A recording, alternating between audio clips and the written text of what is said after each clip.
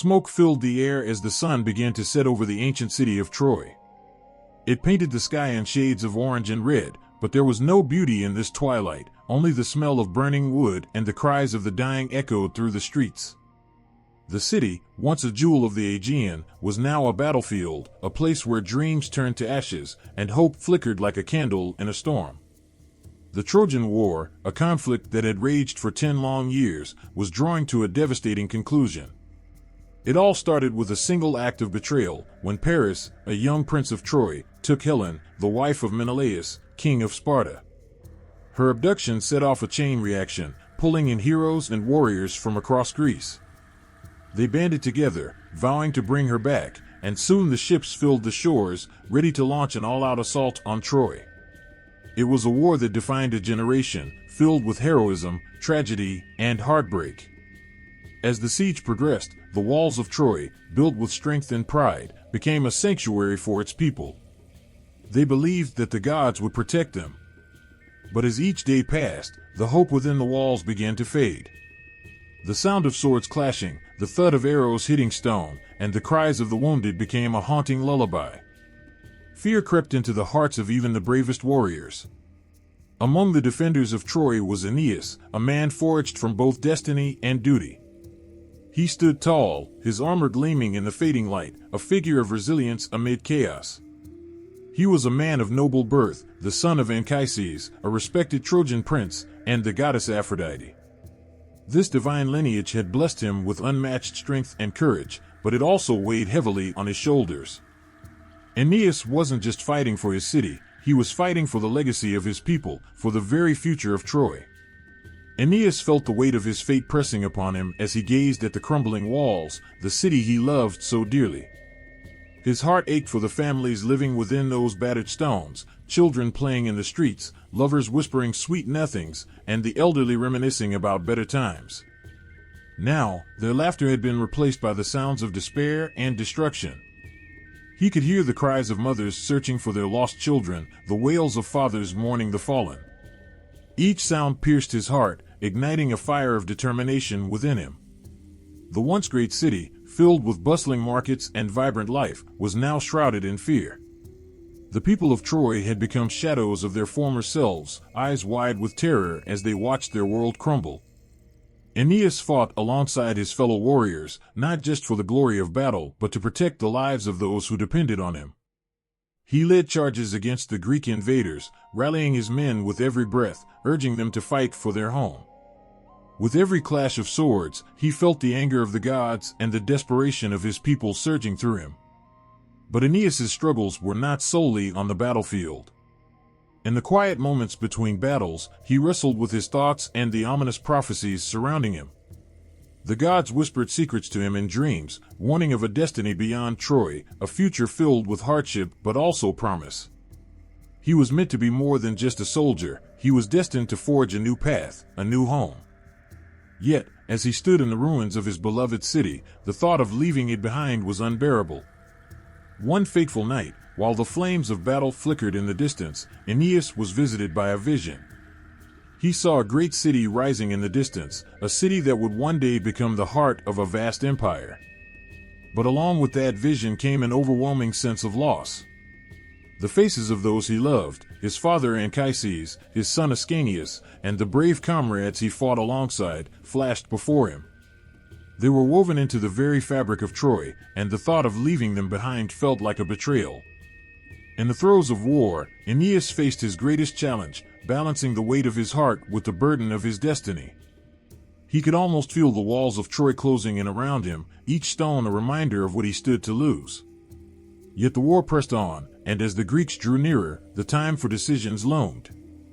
As the sun dipped below the horizon, casting long shadows over the ruins, Aeneas could hear the distant sound of laughter, the echoes of happier times. It reminded him of the festivals held in the heart of Troy, where families gathered to celebrate their unity, their culture, their identity. Those memories now felt like fragile glass, threatening to shatter with the next blow of the enemy. On the battlefield, he fought valiantly, his sword a blur as he defended his city. Yet each enemy slain brought a pang of guilt. He was not just killing men, he was destroying lives, tearing apart families. The weight of every life lost pressed heavily upon him, threatening to crush his spirit. The siege of Troy continued with relentless fury, the Greek forces more determined than ever to claim victory. The once gleaming walls of the city were battered and broken, and the proud banner of Troy began to fade. Aeneas rallied his men, urging them to hold fast, to remember the pride of their ancestors and the strength of their spirit. But in his heart, he felt the gnawing fear that even the strongest walls could not hold against the tide of fate. Aeneas's journey had begun long before the first arrow was shot. It was a journey of love, loss, and the heavy burden of responsibility. As he stood in the ruins, the fires of war raging around him, he realized that the greatest battle lay ahead, not just against the Greeks, but against the destiny that awaited him beyond the crumbling walls of Troy. The fight for survival had transformed into a fight for purpose, a quest that would lead him to a new beginning. But at that moment, as the walls trembled under the assault of the enemy, he couldn't help but wonder what price he would have to pay for the future he was destined to create. The night was dark, shrouded in silence, but beneath the stillness, tension hung thick in the air like an unseen storm. For 10 long years, the city of Troy had endured the relentless siege by the Greeks. Hope flickered like a candle, barely keeping the shadows at bay. But the worst was yet to come. As dawn broke, the Trojans stirred, their eyes drawn to a sight that would change everything: a massive wooden horse, standing tall and imposing, abandoned on the beach. Confusion rippled through the ranks of the weary defenders. It was an enormous gift from their enemies, a symbol of surrender, or so it seemed. The Greeks had vanished, leaving only this colossal structure behind. The sight stirred mixed emotions: curiosity, hope, and a flicker of suspicion. Aeneas, always vigilant, surveyed the scene with a heavy heart. He felt a shiver run down his spine as he looked at the horse. His instincts screamed that something was amiss. Memories of battle and loss flooded his mind. He thought of the comrades he had lost and the families that had been torn apart. It was not just a wooden horse, it was a reminder of everything Troy had suffered. His fellow Trojans gathered, eyes wide, voices rising in a mix of excitement and doubt. Some shouted that it was a sign of victory, a way for the Greeks to admit defeat. Others cautioned, warning that it could be a trap, a ruse designed to lure them into complacency. Aeneas listened intently, sensing the uncertainty that crept into their hearts. He could see the longing in their eyes, the desperate wish for the war to end, for peace to return. Yet, he couldn't shake the feeling that this gift held danger. As the discussions grew heated, Aeneas stepped forward, his voice steady yet filled with urgency. "This horse may be a trick," he warned, looking into the faces of those he had fought alongside. "We cannot afford to let our guard down. The Greeks are cunning, they will stop at nothing to breach our walls." His heart raced, knowing that his words were met with skepticism. Hope, like a sweet nectar, was hard to resist. His friend, the brave warrior Hector, had always cautioned against underestimating the enemy. "Trust in the gods," Hector had said in their last moments together. But what if the gods had abandoned them? Aeneas felt the weight of doubt pressing down on him, battling the spark of hope that flared within him. Amidst the gathering crowd, a voice rang out, strong and defiant. It was Laocoon, a priest of Apollo, who had always stood for caution and reason. "Do not trust the Greeks," he shouted, his eyes blazing with conviction. "They bring gifts to deceive us. I can still hear their laughter ringing in my ears. They are not to be trusted." But the voices of doubt began to fade as a wave of excitement washed over the crowd. "What if this is a chance for peace?" someone cried. "What if we let the horse inside the walls? We could end this war." The murmurs of agreement spread like wildfire, feeding the flames of their hopes. Aeneas felt his heart sink. He was surrounded by men and women eager for an end to their suffering, but blinded by their own desires. As the discussions continued, Aeneas found himself torn. His mind flashed back to the faces of his family, his father Anchises, and his beloved son Ascanius. He could almost hear his father's words echoing in his ears: "Caution is the shield of wisdom." He wanted to protect them, to ensure their safety, but fear battled against the yearning for peace in his heart. The decision was made. The Trojans would bring the horse within their walls, a moment that felt both triumphant and tragic. Aeneas stood by, watching with a heavy heart as the mighty horse was dragged into the city, its wooden belly creaking ominously. The cheers of victory rang out, but within him, a storm brewed. That night, as the moon cast a silvery glow over the city, Aeneas struggled to find sleep. The sounds of laughter echoed in the streets, the Trojans celebrating what they believed to be the end of their suffering. Yet, all he could hear was the soft whisper of impending doom, a haunting reminder that they were not yet safe. Suddenly, he was jolted awake by a terrible noise, a clash of steel and the screams of his people. Aeneas sprang to his feet, heart pounding, dread clawing at his chest. He raced through the darkened streets, desperately trying to make sense of the chaos around him. The echoes of laughter had turned into cries of terror. As he reached the center of the city, the truth became horrifyingly clear. The Greek warriors, hidden within the belly of the horse, had crept out under the cover of night, swords drawn, intent on revenge. They poured out like a wave of death, catching the Trojans by surprise. The celebrations had turned into a nightmare, and Aeneas felt his stomach drop. The streets of Troy erupted in chaos as the Greeks struck. Aeneas fought with every ounce of strength, his sword clashing against the steel of his enemies. Each swing of his blade was fueled by the memories of those who had fought and died for this city, a city that now teetered on the brink of destruction. The cries of his fellow Trojans echoed around him, and with every fallen friend, the fire within him burned brighter, fueled by rage and heartbreak. He caught glimpses of familiar faces in the chaos, friends who had stood by him in battle now falling under the weight of betrayal. The air was thick with the acrid smell of blood and smoke, the sounds of death surrounding him like a dark cloud. Each cry cut through him, filling him with sorrow and anger. In the midst of the turmoil, Aeneas searched for his family. His thoughts raced as he wondered if his father had managed to escape, if his son was safe. The Greeks surged forward, their laughter mingling with the cries of the dying. The very walls that had once sheltered them now felt like a trap, a cruel reminder of how quickly hope could turn to despair. Aeneas fought fiercely, carving a path through the chaos, but each step felt heavier as the weight of loss pressed down on him. He fought not only for his city but for the memory of all those who had believed in a future that now seemed impossible. The Trojan horse, once a symbol of hope, had turned into an instrument of devastation.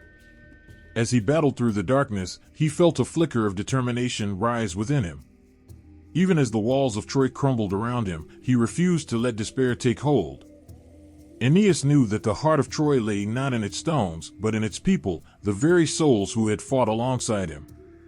And in that moment of chaos, he made a vow to honor their sacrifice, to protect the legacy of Troy, no matter the cost. The night was thick with silence, a deceptive calm that blanketed the city of Troy. The walls, once proud and unyielding, loomed like dark sentinels against the starry sky, guarding a people weary from war. Inside, the Trojans celebrated what they believed to be a hard-won victory, their voices mingling with laughter as they reveled in the belief that the Greeks had finally given up.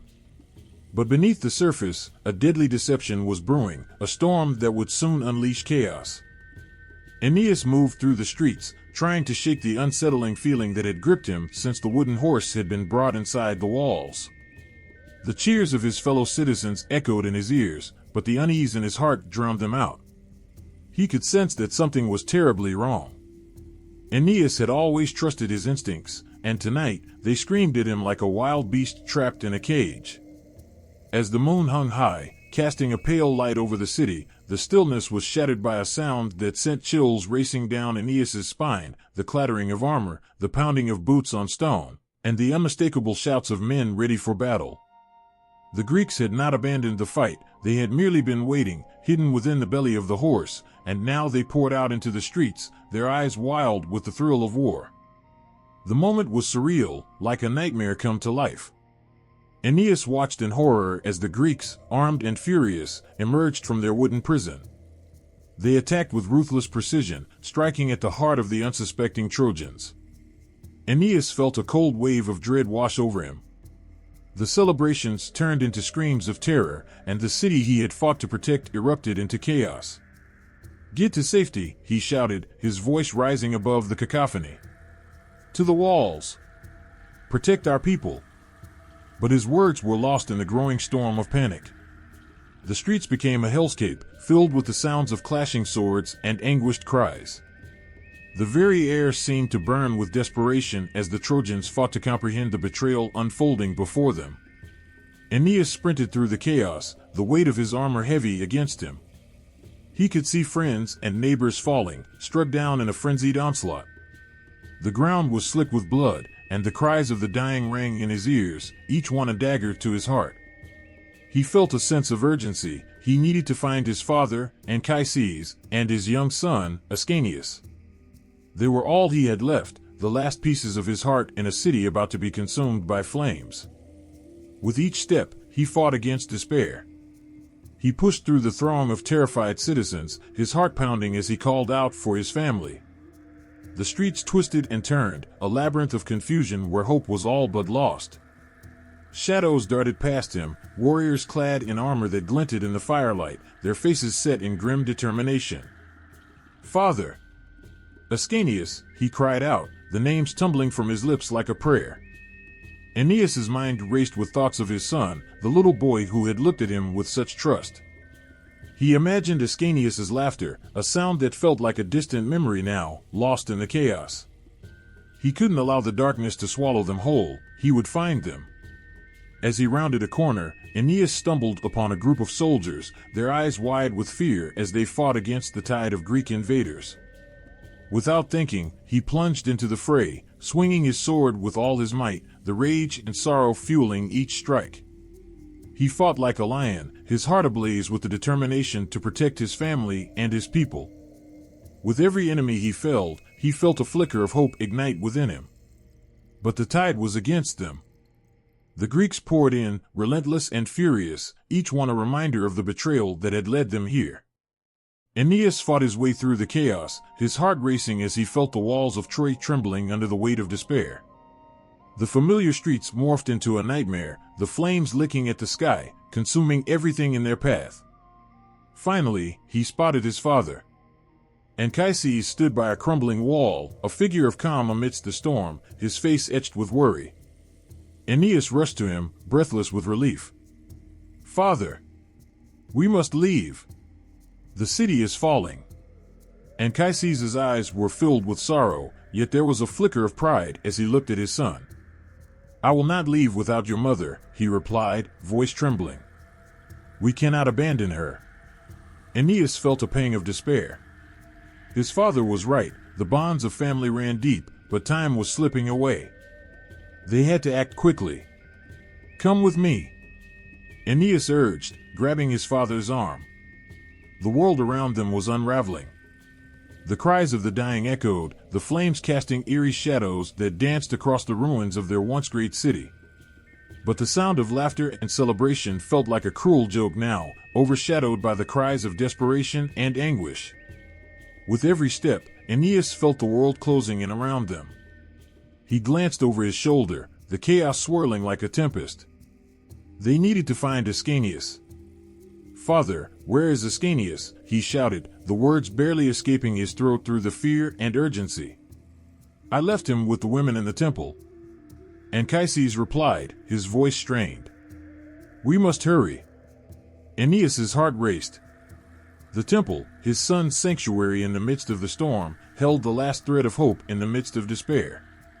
They turned, pushing through the chaos, Aeneas's sword gleaming in the flickering light as he cut a path through the frenzy. As they reached the temple, the sounds of battle grew louder. The once holy space was now a refuge under siege, the cries of women and children piercing through the noise of war. Aeneas burst through the doors, his heart pounding, desperately scanning the room. His gaze fell upon his son, Aeneas, huddled with a group of terrified women. The sight was both a balm and a knife, joy and fear intertwining in his chest. He rushed to him, kneeling down to gather his son in his arms. "Aeneas," he cried, pulling him close, feeling the warmth of his small body against his own. "We must go, my boy. We cannot stay here." The little boy looked up at him, eyes wide and brimming with tears. "Father, I'm scared." Aeneas felt the weight of the world on his shoulders, the responsibility of protecting his son, of ensuring their survival in a world turned upside down. "I know, my brave one," he whispered, his voice thick with emotion. "But we will escape. We will find safety." Aeneas gathered his family close, feeling their warmth amid the chaos, the fierce love fueling his resolve. As they stepped back into the night, the city of Troy was engulfed in flames, the sky ablaze with destruction. Aeneas led them through the streets, dodging falling debris and the sounds of battle. The very ground trembled beneath their feet, a reminder that the city they had loved and fought for was slipping away. The chaos grew, a maelstrom of fire and death, but Aeneas pressed on, determined to carve a path through the darkness. They navigated the smoke-filled streets, desperately seeking an exit, their hearts pounding with every step. The beauty of Troy lay shattered around them, memories of joy and laughter swallowed by the flames. Aeneas fought against despair, clinging to the hope that somewhere beyond the destruction lay a chance for a new beginning. Suddenly, a figure appeared in the shadows, one of the last defenders of Troy. "Aeneas," he shouted, urgency in his voice. "We must leave now. The gates are about to fall." The words ignited a spark within Aeneas. They could still escape. With Ascanius in his arms and Anchises at his side, Aeneas ran, fueled by love and desperation. The ground shook beneath them as the city crumbled, but they would not falter. They burst through the gates just as the sun began to rise, the first light illuminating the devastation behind them. As they crossed into the safety of the hills beyond Troy, Aeneas looked back one last time. The once great city was engulfed in flames, a sea of destruction that had swallowed their past. His heart ached, torn between the love for his home and the fight for his family. In that moment, Aeneas knew that the road ahead would be fraught with challenges, but he would face them with the strength of a father's love and the hope of a new future. The sun hung low in the sky, casting a crimson glow over the horizon, as if the heavens themselves mourned the fall of Troy. Aeneas stood at a distance, his heart heavy with sorrow, watching the flames engulf the city he had loved. The familiar sights of his youth, the laughter of friends, the warmth of family, all now lost in the chaos. The air was thick with the acrid scent of smoke and death, a bitter reminder of everything that had been taken from him. As the remnants of Troy crumbled into ash, Aeneas felt the weight of despair settle over him like a dark shroud. He had escaped the fire, but at what cost? His mind raced with memories of the friends and comrades who had stood shoulder to shoulder with him in battle, warriors whose lives had been snuffed out in an instant. Each face flashed before him, each name a haunting reminder of the laughter and camaraderie now turned to dust. Among them was Priam, the king of Troy, a father figure to Aeneas. Priam had been a beacon of hope, a man of honor and wisdom who had guided them through the darkest days. Now, Aeneas could only imagine the king's final moments, trapped within the very walls that had once offered protection. Aeneas clenched his fists, the pain in his heart swelling like a tidal wave, threatening to pull him under. He remembered the last time he had seen Priam, standing tall and resolute as he addressed his people. "We are Troy," the king had declared, his voice ringing with strength. "We will not fall." But those brave words echoed hollow now, replaced by the sounds of agony and destruction. Aeneas felt anger bubbling within him, fury not only at the Greeks but at fate itself for allowing such tragedy to unfold. The memories flooded back, laughter shared around the hearth, the warmth of friendship forged in battle. He could see Priam's wise smile, the way he would listen intently, offering comfort and guidance.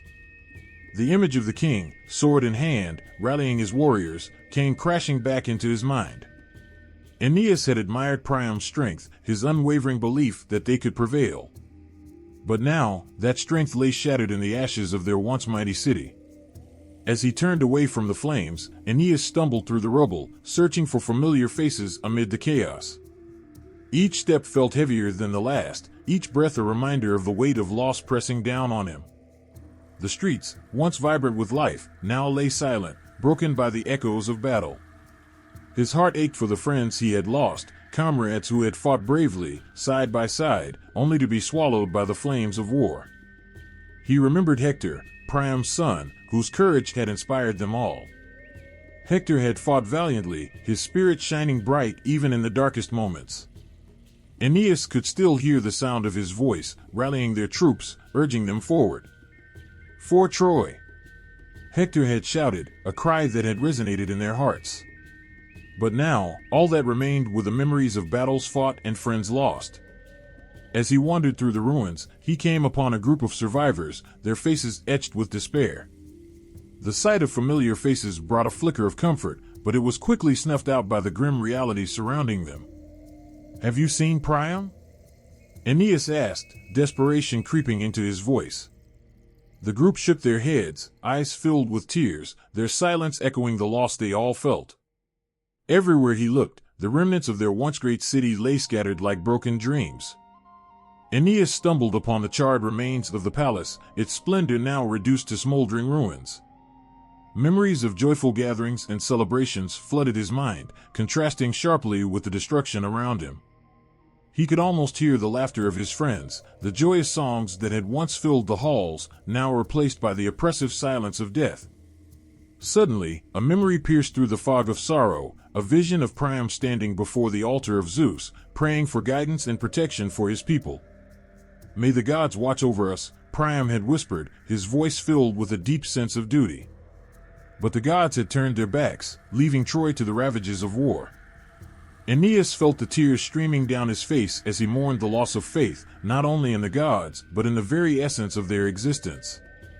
As dusk fell, casting long shadows across the wreckage, Aeneas found himself drawn to the ruins of the palace, where he could feel Priam's presence lingering in the air. He knelt amidst the debris, the ground still warm from the fires, and whispered a silent prayer for his fallen king. I will carry your memory, Priam, he vowed, the weight of the promise heavy on his heart. Your sacrifice will not be forgotten. He recalled the time Priam had gathered them all, warriors and citizens alike, to share stories of courage and hope. As long as we have each other, he had said, we will never truly fall. Those words resonated deep within Aeneas now, filling him with a sense of purpose. Though the king was gone, the spirit of Troy lived on in the hearts of those who had fought and sacrificed. As the stars began to twinkle in the darkening sky, Aeneas rose to his feet, steeling himself against the weight of grief. He could not allow despair to consume him. He had to keep moving, to find a way to honor the memory of his friends and family. He had witnessed the fall of Troy, but he would not let their deaths be in vain. With each step away from the ruins, Aeneas felt a sense of resolve building within him. He would carry the memories of Priam and his comrades with him, a fierce fire igniting in his heart. Their dreams, their laughter, their sacrifices would guide him through the darkness ahead. The loss was immense, but it was not insurmountable. He had to believe that from the ashes of Troy, a new beginning could arise. As he turned to look back one last time, Aeneas promised himself that he would rebuild, not just for him, but for those who had fallen. The night sky stretched above him, vast and full of stars, a reminder that even in the deepest darkness, light could still break through. With each step into the unknown, he felt the spirit of his lost friends and family beside him, urging him on toward a future worth fighting for. The night sky stretched vast and starry, shimmering like 1,000 lost hopes scattered across the darkness. Aeneas stood alone on the hills overlooking the ruins of Troy, a place that had once pulsed with life and laughter. Now, all that remained were shadows and echoes of memories, each one cutting deeper into his heart. Exhaustion weighed heavily on him, not just from the long days of fleeing but from the grief that clung to him like a shroud. As he gazed into the distance, feeling utterly lost, something strange began to stir within him. Suddenly, the air around him shimmered with an ethereal light, soft and inviting, drawing him into its embrace. Aeneas blinked, and the landscape shifted. In place of the darkened ruins, he found himself standing in a beautiful meadow, vibrant with colors he had never seen before. The scent of blooming flowers filled the air, mingling with a gentle breeze that caressed his skin. Confusion gripped him for a moment, but he sensed that he was not alone. From the shimmering light stepped a figure, radiant and commanding. It was Venus, his mother, her beauty like a beacon amidst the haze of sorrow. Aeneas fell to his knees, overwhelmed by her presence. "Mother," he breathed, his voice trembling. "What is happening?" Why have you come to me? Rise, my son, she said, her voice like a soothing melody, filled with warmth and love. I have come to guide you. Your journey is far from over. Aeneas felt a surge of hope at her words, but the weight of his grief still hung heavily on his shoulders. Why must I endure this pain? He asked, looking into her eyes, searching for answers. I have lost so much. Troy is gone, my friends are dead, and I am left with nothing. Venus's gaze softened, and she reached out to touch his cheek, a gesture that brought him comfort. You have lost much, but you are not without purpose. The gods have a plan for you, Aeneas. You are destined to create a new homeland, a place where the spirit of Troy can live on. His heart raced at the thought, but doubt crept in. But how? I am but a man, a survivor of a fallen city. What can I do to establish a new home? Greatness often rises from the ashes of despair, she replied, her voice steady and reassuring. Listen to my words, for they carry the weight of prophecy. You are to journey to Italy, where you will lay the foundation for a new city. Your descendants will build a powerful empire, one that will honor the legacy of Troy. Aeneas felt a spark ignite within him, but fear also flickered at the edges of his heart. What if I fail? What if the journey is too great? Fear not, my son, Venus said, her voice wrapping around him like a protective cloak. The gods will guide you. You are destined to fulfill this mission, but you must first embrace your role as a leader. Remember, you carry the blood of heroes in your veins. You are Aeneas, son of Anchises and Venus, and you will not walk this path alone. As her words washed over him, Aeneas felt a sense of calm enveloping him. He could see a glimmer of the future she spoke of, a vision of green fields, strong walls, and people thriving under the sun. It was a promise that resonated within him, a call to rise from the ashes of his past and forge ahead. Where do I begin? He asked, determination seeping into his voice. First, you must gather the survivors, she instructed. There are others who share your pain and your hope. Lead them toward the destiny that awaits. Trust in your heart, and you will know the way. The meadow began to shimmer again, and Aeneas felt the weight of her presence growing faint. Mother, wait, he called, desperation creeping into his voice. Will I see you again? You will carry me in your heart, she replied, her figure dissolving into light. Remember, Aeneas, you are never alone. With those words echoing in his mind, Aeneas found himself back on the hill, the ruins of Troy stretching before him like a broken dream. The night was still and quiet, yet something had shifted within him. A sense of purpose filled the void left by despair. He took a deep breath, steadying himself as he surveyed the land around him. The smoke still curled into the sky, but the first light of dawn was beginning to break, casting golden rays that pierced through the darkness. Hope stirred within him like a warm fire igniting in his chest. He would not allow the loss of Troy to define him. Instead, he would carry its spirit into the future. Aeneas turned away from the ruins and began his descent down the hill, resolute in his mission.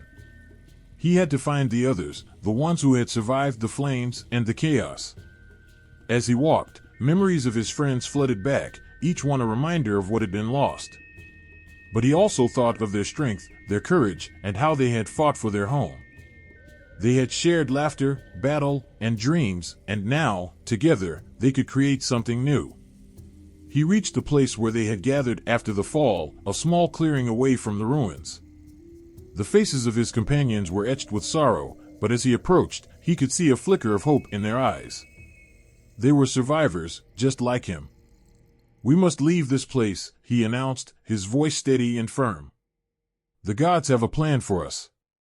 We are destined for a new homeland, one where we can honor Troy and build a future. Confusion and disbelief flickered across their faces, but Aeneas pressed on, his heart swelling with emotion. Troy may be gone, but its spirit lives on in each of us. Together, we will forge a new path. We will not forget our past, but we will not let it bind us either. Let us rise from the ashes and carry our legacy forward. One by one, his friends began to nod, the fire of hope reigniting in their hearts.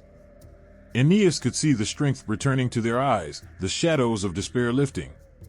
They would stand by him, shoulder to shoulder, ready to face whatever challenges lay ahead.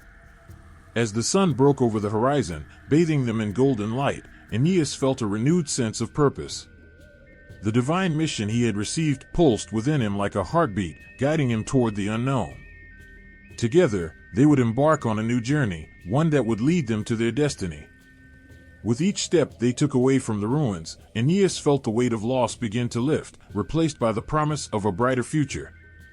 In the distance, he could almost see the land of Italy, waiting to be claimed. The vision of a new home filled his heart with hope, and he knew that he would honor the memories of his fallen friends by building a legacy that would last for generations. As they moved forward into the dawn, Aeneas walked with the strength of his ancestors and the love of his mother guiding him. He was ready to face the challenges ahead, to carve a new path in a world filled with uncertainty. He would lead his people, carrying the spirit of Troy with him, forging a new destiny under the sun. The sun hung low in the sky, casting long shadows across the ruins of Troy, a haunting reminder of the once great city now reduced to rubble. Aeneas stood among the remnants of his home, his heart heavy with the burden of loss. He had a mission now, a purpose that burned brightly within him, but first, he needed to gather those who had survived.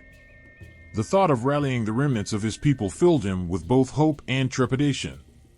He had witnessed the chaos of the night before, the destruction that had torn apart their lives and dreams. Many were scattered, lost in the confusion, and he felt an urgent need to find them, to bring them together. With each step he took, Aeneas called upon every ounce of strength within him, knowing that if he could gather even a few, it would spark a flame of hope amidst the darkness. "Where are you?" he whispered to the wind, his voice barely above a breath. "I cannot let you fade into the night." Determined, he began moving through the charred streets, his heart racing with the thought of who might still be alive. The smell of smoke hung in the air, and the silence was deafening. It was a silence that screamed of loss, but within it lay the faintest echoes of resilience. As he walked, he called out the names of those he cherished, hoping to stir their spirits. Hector, Andromache, Priam. The names lingered in the air like a soft melody, but only silence answered him. Aeneas pressed on, his mind filled with memories of laughter and courage, each one a reminder of why he had to succeed. He had to find Anchises, his father, who had been a guiding light throughout his life. The thought of his father's wisdom gave him strength, and he felt a pull to find him, to bring him back to the heart of their family. As he turned a corner, Aeneas saw a small group of figures huddled together, their faces drawn and weary. Hope surged within him, and he quickened his pace. When he reached them, relief washed over him like a tide. Among them stood Anchises, his father, leaning heavily on a broken pillar for support. "Father!" Aeneas exclaimed, rushing forward and enveloping him in a tight embrace. Anchises returned the embrace with a strength that surprised Aeneas, despite the frailness of his frame. "I feared I had lost you," Aeneas said, pulling back to look into his father's eyes, which held a mixture of pride and sorrow. "I would not leave you, my son," Anchises replied, his voice hoarse but filled with love. "We must gather the others. The spirit of Troy is not extinguished, it lives on in each of us." Aeneas felt a swell of gratitude for his father's unwavering spirit. "I will gather the survivors," he promised. "Together, we can rise from this darkness." Anchises nodded, his eyes glistening with tears. "You are destined for greatness, Aeneas. Remember, the gods favor the brave." With renewed determination, Aeneas turned to the group of survivors, who looked at him with a mixture of hope and despair. "We will find our people," he declared, his voice strong and steady. "We will gather together, just as we always have. We will carry the spirit of Troy with us as we forge a new path." As the words left his lips, he saw a spark ignite in their eyes. Among them was Aeneas, his young son, who had inherited his father's strength and spirit. The boy stepped forward, his face dirty but determined, eyes shining with youthful hope. "Father, I want to help," Aeneas said, his voice steady despite his age. "I want to find our friends." Aeneas knelt before his son, pride swelling in his heart. "You are brave, Aeneas. Together, we will find them." He took Ascanius's small hands in his, feeling the warmth of their connection, the bond that tied them together. As they moved through the ruins, Aeneas introduced the survivors to one another, forming a small group filled with love and determination. There was Leander, a steadfast warrior with a heart full of courage, and Cassia, a healer whose gentle hands had tended to many during the war. Each face told a story of loss and resilience, and Aeneas felt the weight of responsibility settle on his shoulders. Together, we will remember those we have lost, he urged. We will honor their memories by rebuilding and finding a new home. As they walked, Aeneas shared stories of their friends and family who had fought valiantly in the battle. Each story was a tribute to their bravery, a reminder that though they were gone, their spirits lived on in those who remained. He spoke of Hector's strength, Priam's wisdom, and the laughter that had once filled their halls. With each tale, he saw the survivors draw closer, their hearts knit together in shared sorrow and hope. In the midst of the gathering, Aeneas caught sight of a familiar figure emerging from the shadows. It was Andromache, Hector's widow, her face pale and worn, yet filled with a fierce resolve. She moved toward them, her eyes searching for familiar faces. Aeneas felt a rush of compassion for her, knowing that she had suffered greatly. Andromache, he called, extending his arms to her. She stepped into his embrace, and he felt her body tremble with the weight of her grief. We will honor Hector's memory together. You are not alone. Thank you, Aeneas, she whispered, her voice breaking. I had feared I would wander these ruins forever. Aeneas released her, looking into her eyes with determination. We are family now. We will gather everyone, and we will move forward. As they continued their search, Aeneas felt a sense of purpose building within him. With each person they found, hope blossomed like a flower breaking through the cracks of stone. He saw the spirit of Troy reflected in their faces, a fierce determination to survive, to carry on. Together, they formed a small band, each step echoing with resilience and strength. Aeneas led them toward the outskirts of the city, calling out to those hidden in the shadows, hoping to bring them into the light. With every voice he raised, every name he called, he felt the weight of responsibility transform into a fire that fueled his spirit. As the sun began to set, casting a warm glow over the gathering, Aeneas looked around at the faces of his people. They were battered, bruised, but undeniably alive. Anchises stood proudly beside him, Ascanius at his feet, his small hand clasped tightly in Aeneas's. Look at what we have built, Aeneas said, his voice filled with conviction. We have each other, and that is more powerful than the destruction we face. Together, we will carry the torch of Troy into the future. And in that moment, as the sun dipped below the horizon, illuminating their path with a golden hue, Aeneas knew that hope was not lost. It flickered brightly within the hearts of those gathered, a flame that would guide them as they forged ahead, hand in hand, toward a new beginning. Each survivor was a piece of the puzzle, and together they would create a new legacy, one filled with love, resilience, and the spirit of Troy that would never fade. As Aeneas stood on the windswept plains outside of Troy, a soft rustling began to fill the air, whispering like a distant song. He looked up at the sky, his heart racing, sensing that he was not alone in his despair. The weight of loss still bore down on him, but an unfamiliar warmth began to wrap around him, igniting a flicker of hope within. In that moment, he felt the presence of the gods, a force greater than himself, watching over him and guiding his every step. Venus, his mother, had always been a protector, her love a shield against the harsh realities of the world. The memories of her glowing figure filled him with courage, reminding him that he was never truly alone. Yet, Aeneas also understood that he had more than just the love of his mother. The gods had a role to play in his journey, weaving their influences like threads in the tapestry of fate. As he continued to gather the survivors, Aeneas often found himself looking skyward, seeking signs and guidance from the divine. It was during one of these moments, when the sun dipped below the horizon and the first stars began to twinkle, that he felt a familiar presence. A gentle breeze swirled around him, carrying with it the sweet scent of flowers. "Mother," he whispered, feeling her warmth wash over him. "I need your guidance." The wind shifted, and suddenly, the air shimmered with an ethereal glow. Venus appeared before him, her beauty radiant against the dusky sky. "My beloved son," she said, her voice a soft caress. "You carry the hopes of your people, and you must remember the strength within you." Aeneas fell to his knees, overwhelmed by her presence. "I fear that I will not be able to fulfill the destiny you spoke of. So many have suffered. How can I lead them?" "You have already begun to lead by gathering those who remain," she replied, her eyes sparkling with love.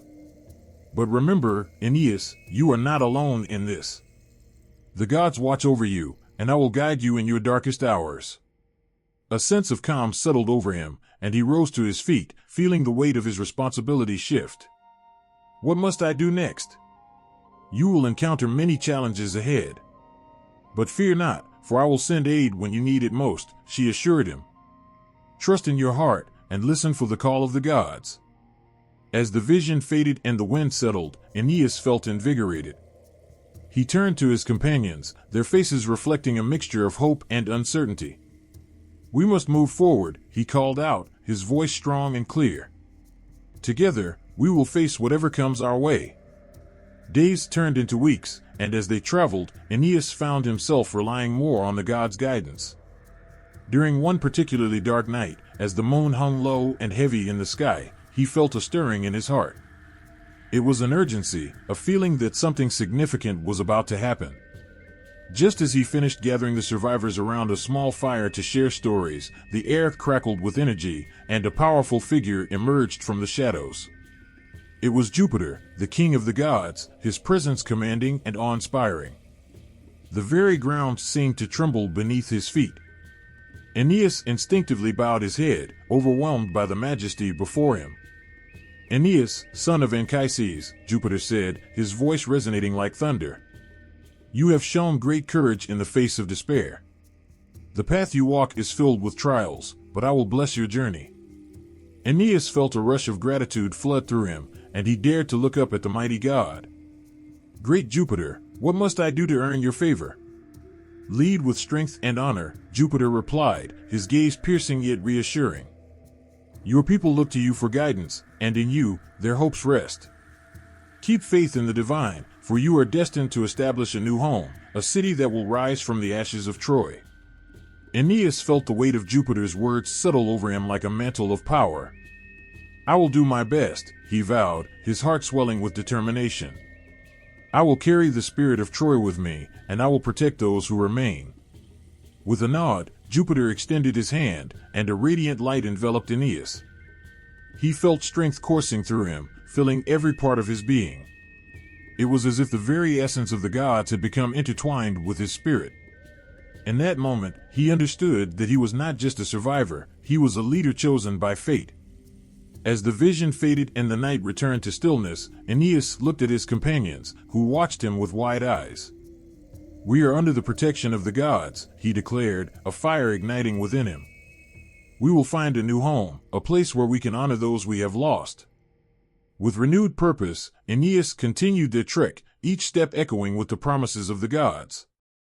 He could feel their presence guiding him, their whispers urging him on. As days turned to nights, the challenges they faced only strengthened his resolve. He often found himself praying, seeking counsel from Venus and Jupiter, allowing their wisdom to guide his decisions. One evening, as they camped beneath a canopy of stars, Aeneas felt the familiar breeze of Venus sweep through the camp. It was a gentle reminder that even in the darkest times, the love of the gods surrounded them. "Mother, I seek your wisdom," he murmured into the night. The wind rustled softly, and her presence filled the air. "You must prepare for what lies ahead," she said, her voice soothing like a lullaby. "You will face trials that will test your spirit. But remember, my son, that love and courage will always prevail." Aeneas nodded, the words resonating deep within him. "I will hold on to that truth. I will protect my people." As the night wore on, Aeneas found himself reflecting on the divine interventions that had guided him thus far. Each encounter had instilled in him a sense of purpose, a reminder that he was part of something greater than himself. With every challenge he faced, he felt the strength of his lineage surging through him, his father Anchises, the fierce spirit of Troy, and the love of Venus.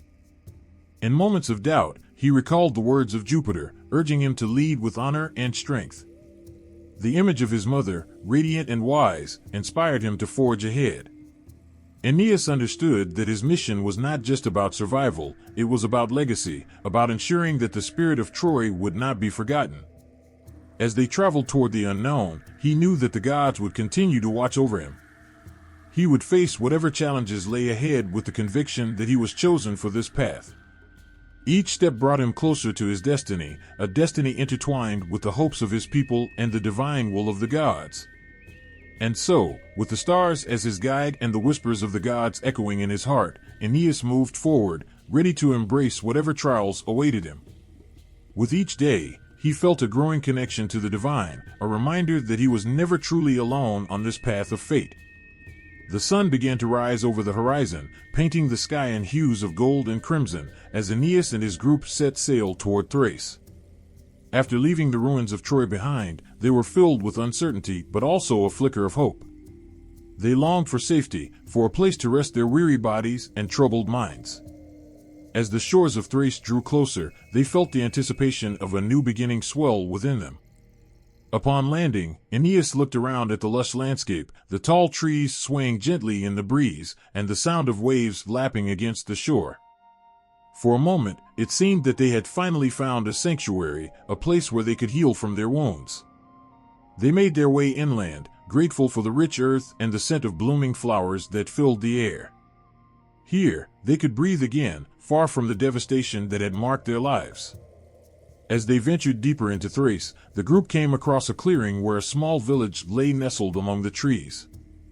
Aeneas felt a wave of relief wash over him. "Maybe we can find shelter here," he said, hope tinging his voice. The villagers emerged cautiously, their faces a mix of curiosity and apprehension as they observed the weary travelers. But as Aeneas approached, the mood shifted. Whispers spread among the villagers, their expressions darkening as if a shadow had passed over the sun. "Do they not want us here?" he wondered, glancing back at his companions, who looked equally bewildered. Suddenly, an elder stepped forward, his face lined with age and sorrow. "You are not the first to seek refuge here," he said, his voice shaky yet resolute. "But we have paid a terrible price for it." "What do you mean?" Aeneas asked, fear creeping into his heart. The elder gestured toward the forest, his eyes filled with grief. "Our king, Polydorus, once sought to protect our land. But in his desperation, he turned to a treacherous alliance, and now he lies abandoned, forgotten." Aeneas's heart sank. He felt an unsettling chill run down his spine. What happened to him? With a heavy sigh, the elder spoke of betrayal and death. When the Trojans fell, Polydorus took the gold of the city and sought to make a new alliance with the Greeks. But they turned on him, and he was murdered for his wealth. His body was left to rot, and we are cursed for his choices. Aeneas felt anger rise within him, not just at the fate of Polydorus, but at the thought of what had happened to his own people.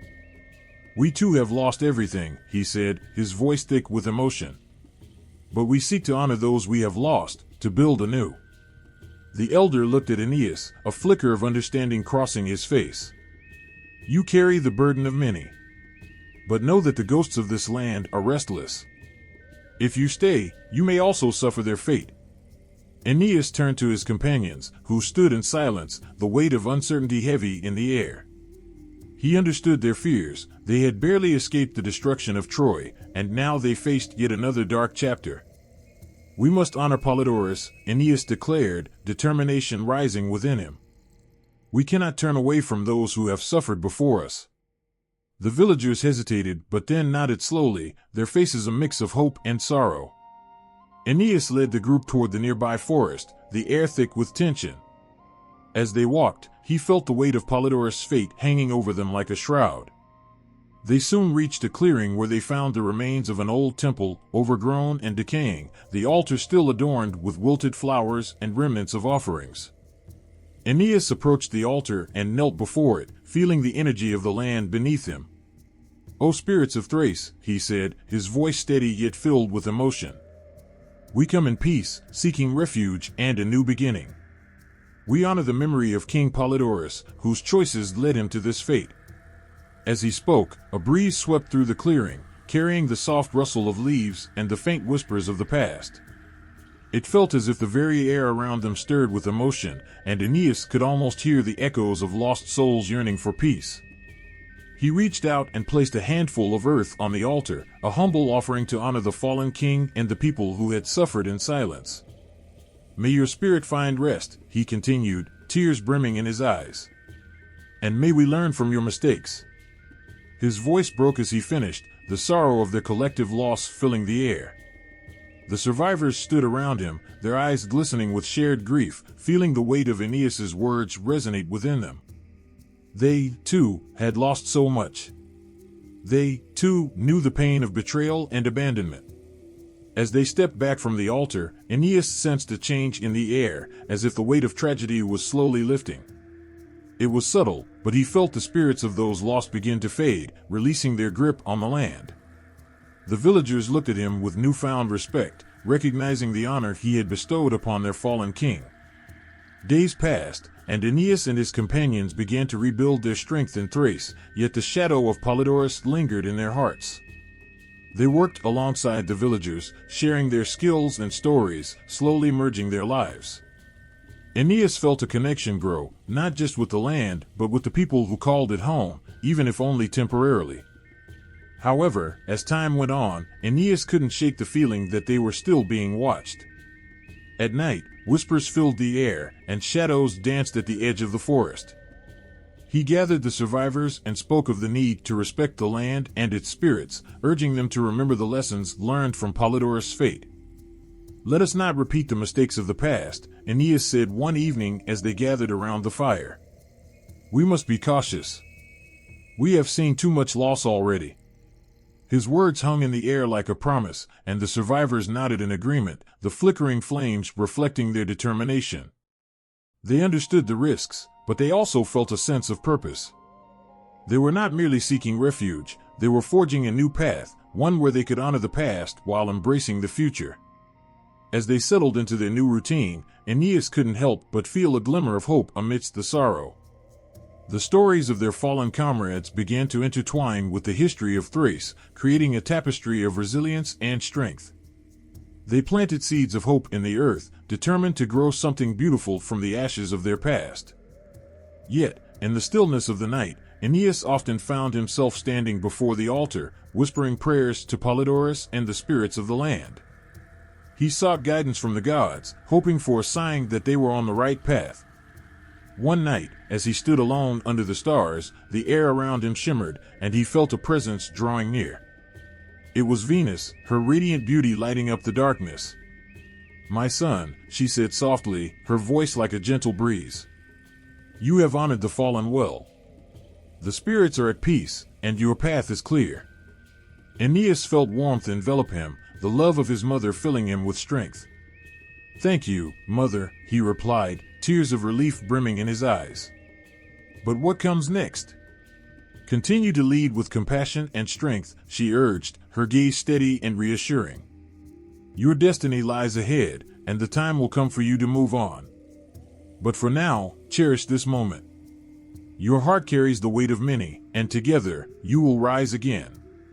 With her words echoing in his heart, Aeneas returned to his companions, ready to face whatever awaited them.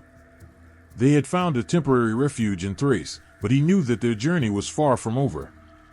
Each step they took would honor those they had lost and lead them closer to their new home. As Aeneas and his weary group sailed away from Thrace, a strange unease settled over them. The sea had grown choppy, and dark clouds gathered in the sky, mirroring the turmoil in their hearts. They had left behind the shadows of Troy and the tragedy of Polydorus, but new challenges loomed ahead. The thrill of escape was tempered by the uncertainty of what awaited them next. Each survivor felt the weight of their losses and the burdens of their past, but they also held onto the flicker of hope that drove them forward. After days of sailing, they finally spotted land, a rugged, foreboding shoreline, crowned by jagged cliffs and swirling mists. As they approached, a chilling wind swept through the air, carrying with it an ominous sense of dread. Aeneas's heart raced. He sensed that they were entering a realm ruled by something unnatural. The moment they set foot on the land, the eerie stillness was broken by the sounds of cawing and shrieks. Aeneas led his companions cautiously inland, their hearts pounding as they moved further away from their ship. The landscape transformed into a desolate wasteland, filled with the remnants of what had once been a vibrant land. The trees were twisted, and the ground was littered with the bones of animals long forgotten. Suddenly, the sky darkened, and a screeching sound filled the air. From the shadows emerged the harpies, fearsome creatures with the bodies of birds and the faces of women. They circled overhead, their sharp cries echoing through the desolate landscape. Aeneas's heart sank as he realized they were not alone in this cursed land. The harpies swooped down, their wings casting dark shadows over the ground. Their eyes gleamed with mischief and malice, and Aeneas could feel the chill of fear coursing through his companions. "Stay close," he commanded, trying to instill courage in their hearts. But even he felt the weight of terror as the harpies landed before them, their sharp claws digging into the earth. "Foolish mortals, you dare to invade our domain," one of the harpies screeched, her voice laced with contempt. The others laughed, their voices a cacophony of chaos that sent shivers down Aeneas's spine. "We seek only passage," Aeneas called out, standing tall despite the fear that gripped him. "We come in peace, hoping to find a new home after the destruction of Troy." The harpies cackled, their laughter echoing through the barren landscape. "Peace? You bring only sorrow wherever you go." Another one screeched, her wings flapping violently as she circled above. "Your fate is sealed here. You cannot escape our wrath." With that, the harpies descended upon the group, swooping low to snatch food from their hands. Aeneas and his companions fought back, but the creatures were too quick, their talons sharp and merciless. Food was scattered across the ground, lost in the chaos, and Aeneas watched in horror as their meager supplies were devoured by the winged terrors. "Stop!" Aeneas shouted, anger boiling inside him. "You cannot take everything from us. We have lost so much already." But the harpies only laughed louder, their cruel amusement fueling their relentless assault. As they fought to reclaim their food, Aeneas felt a sense of desperation wash over him. They had survived the fall of Troy, escaped the flames, and now they were being tormented by these wretched creatures. The weight of their losses felt heavier than ever. Finally, in a moment of anger and frustration, Aeneas called upon the gods for help. "If there is any justice in this world, let these harpies be silenced." His voice rang out, echoing through the empty land. As if in response to his plea, a powerful wind surged through the air, and the harpies paused, their laughter dying away. Aeneas felt a sudden presence, an unseen force that filled him with hope. The air shimmered, and in that moment, the skies cleared, revealing a radiant light that enveloped the harpies. The creatures shrieked in fear as they were lifted off the ground, their wings flailing helplessly. They were powerless against the force that held them, and Aeneas watched in awe as they were cast aside, their threats diminished. The landscape returned to stillness, and the survivors looked at one another, their hearts racing from the ordeal. But it wasn't over yet. One of the harpies, a particularly fierce one with piercing eyes, glared at Aeneas, her voice now filled with malice. "You may have silenced us, but know this, a prophecy awaits you, mortal. You cannot escape your fate." Aeneas felt a chill run down his spine. "What do you mean?" he demanded, stepping forward with courage despite the fear creeping into his heart. "The winds will guide you, but they will also betray you," the harpy warned, her eyes glowing with an unnatural light. "You will find yourself where you least expect, and you will face trials that will test your very soul. Only then will you find your destiny." With that, the harpies vanished into thin air, leaving Aeneas and his companions in a stunned silence. The air felt charged with energy, and the weight of the prophecy hung heavy in their hearts. They had narrowly escaped a terrible fate, but now they faced an uncertain future filled with challenges yet unseen. Aeneas turned to his companions, searching their faces for reassurance. "We will find our way," he said, though uncertainty lingered in his voice. "We must not let fear consume us. The gods are watching over us, and we will honor those who have fallen by staying true to our path." They gathered what remained of their supplies, the sting of the harpies' attack still fresh in their minds. The encounter had shaken them to their core, but it had also ignited a fire within them, a determination to forge ahead, to face whatever lay before them. As they continued their trek across the land, Aeneas felt a sense of purpose rekindle within him. They had survived the horrors of Troy and endured the cruelty of the Harpies. Together, they would face the trials foretold and strive to fulfill their destiny. Each step they took echoed with the memories of those they had lost, and Aeneas vowed to carry their spirits with him. No matter the challenges that awaited them, he would not falter. The vision of a new homeland burned bright in his heart, guiding him forward through the shadows of uncertainty. They were not just survivors, they were a family bound by love and loss, and together they would rise against the storm. Tension hung thick in the air as the sun dipped below the horizon, casting long shadows over the weary Trojans. They had just endured the terrifying encounter with the Harpies, and though their bodies were tired, it was the weight of uncertainty that pressed hardest on their hearts. As they gathered around a flickering fire, whispers of doubt and fear began to ripple through the group. The loss of Troy still haunted them, and the road ahead felt treacherous and unknown. Aeneas sat among them, his brow furrowed as he listened to the murmurs. "What if we never find a new home?" One voice broke through the quiet. "What if we are doomed to wander forever, just like lost souls?" Another voice joined in, filled with anger. "You led us into this. First the Harpies, and now we have no food left. What kind of leader are you?" Each accusation hit Aeneas like a dagger. He felt the weight of their despair pressing down on him, a burden he had never anticipated. The very people he had sworn to protect were beginning to question him. He could see the worry etched on their faces, the fear reflected in their eyes. It tore at him, deeper than any physical wound. His heart ached for them. They had lost everything, their homes, their families, and now their faith in him. It was easy to forget that he was a man just like them, filled with doubts and fears of his own. He felt like a flame flickering in the wind, unsure if it would survive the night. Taking a deep breath, Aeneas rose to his feet. The firelight danced across his face, illuminating the determination in his eyes. "I understand your fears," he began, his voice steady but filled with emotion. "Every one of us has lost so much, and I feel the weight of that loss with you.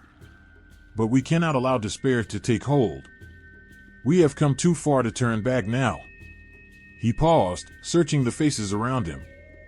They looked back with a mixture of hope and skepticism, hanging on his words like a lifeline. "We are not alone in this. The gods are watching over us, guiding us.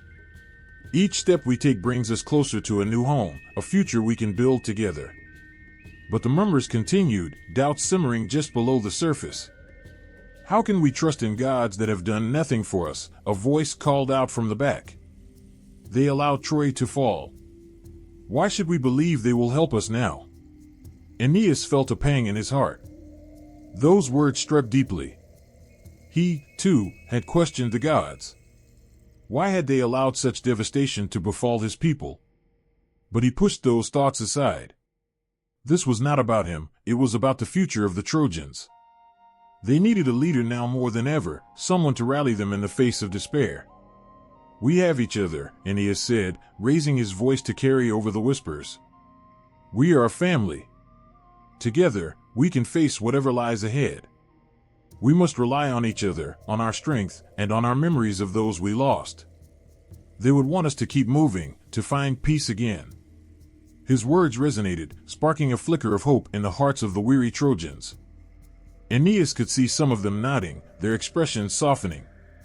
He stepped closer to the fire, allowing its warmth to envelop him. "Remember Priam, the courage he showed in the face of death. He fought for his people. We owe it to him and to all our fallen to carry on. Their spirits guide us, they give us strength." A young man, one of the last remaining sons of the city, stood up. His eyes shone with tears. "I lost my brother in the chaos. He believed in you, Aeneas. He thought you could lead us to safety." The boy's admission hit Aeneas hard, and he felt a swell of compassion. "Your brother's bravery lives on in you," he replied, his voice thick with emotion. "Let us honor his memory by forging ahead together." We are not just survivors, we are the last of Troy, and we have a destiny to fulfill. One by one, more Trojans rose to their feet. They spoke of their lost loved ones, of their dreams for a new home, and of their desire to build a future. The air filled with the sound of shared pain and determination, and the fire that flickered in Aeneas's heart began to burn brighter. As the discussions continued, Aeneas felt his own doubts start to lift. He remembered the vision he had received from the gods, the promise of a new homeland. It felt distant but tangible, a beacon in the darkness. I may not have all the answers, he said, his voice carrying strength now. But I promise you this, I will lead you with courage and honor. We will face challenges, but together, we can overcome anything. Our love for one another will light the way. The Trojans stood a little taller, their hearts swelling with renewed resolve. Aeneas could see the change in their eyes, the shift from despair to determination. They were no longer just wandering survivors, they were a united front, ready to face whatever trials lay ahead. As the night deepened and stars began to twinkle in the vast sky, Aeneas felt a surge of pride swell within him. He realized that true leadership was not about having all the answers. It was about standing with his people, sharing their burdens, and inspiring them to keep going when the path seemed darkest. He watched as the Trojans gathered around the fire, sharing stories of hope and laughter that began to drown out the echoes of despair. Their voices blended together like a melody of resilience. In that moment, Aeneas knew they would find a way forward, not just as individuals, but as a community bound by love, loss, and the unwavering hope for a brighter future. In the flickering firelight, Aeneas saw the spirit of Troy reflected in their faces, a spirit that would not be extinguished, no matter the trials they faced. And as he settled down beside them, he felt a renewed sense of purpose ignite within him. Together, they would honor their past and build a new future, one step at a time. The Trojans continued their trek along the coast, the salty air filling their lungs and the sound of crashing waves echoing in their ears. But as days turned into nights, hope began to wane. Hunger gnawed at their bellies, and exhaustion clung to their limbs like a heavy shroud. Each sunrise felt like a cruel reminder of their plight, and Aeneas sensed the tension among his people growing thicker with every passing hour. As they moved further, a dark shadow loomed on the horizon. Aeneas and his companions approached a rocky outcrop, the jagged cliffs rising high above them like a fortress. An unsettling chill crept through the air, and Aeneas felt a familiar sense of foreboding wash over him. He glanced at his companions, their eyes filled with a mix of curiosity and fear. Suddenly, a chilling shriek pierced the silence, and from the cliffs emerged Selene, the queen of the Harpies. Her wings spread wide, casting a dark shadow over the Trojans. Aeneas felt his heart quicken, memories of their previous encounter with her kin flooding back. The air crackled with tension as the Harpy Queen landed gracefully before them, her eyes sharp and piercing. "Foolish mortals," Selene crooned, her voice a haunting melody that sent shivers down Aeneas's spine. "You have wandered into my domain once more. Do you seek more than just food? Or do you crave the truth that lies hidden in your fate?" The Trojans exchanged uneasy glances, fear etched on their faces. Aeneas stepped forward, forcing his voice to remain steady. "We come seeking guidance, Selene. We are lost and hungry, searching for a new home. If you have answers, we are willing to listen." Selene's laughter echoed off the cliffs, a sound that felt like shards of glass cutting through the air. "Ah, the brave leader speaks," she said, her eyes narrowing. "But know this, I bring no comfort, only the bitter taste of truth." With a swift motion, Selene raised her wings and summoned the winds around her, the air swirling with an otherworldly energy. "Your journey is fraught with hunger, not just of the body but of the soul. You shall find your new homeland, but you will not do so without trials that will test you beyond measure." Aeneas felt a knot tighten in his stomach. "What do you mean? We have already faced so much. Surely there must be some hope for us." "Hope is a fickle thing," Selene replied, her voice smooth yet chilling. "You will wander, lost and starving, until you understand the depths of your desire. Only then will the gods reveal your path. But heed my warning, if you do not learn to share and care for one another, your journey will end in despair." As she spoke, visions danced in Aeneas's mind, the faces of his comrades twisted in anguish, their bodies weakened by hunger. He saw himself leading them through barren lands, the sun beating down on them mercilessly.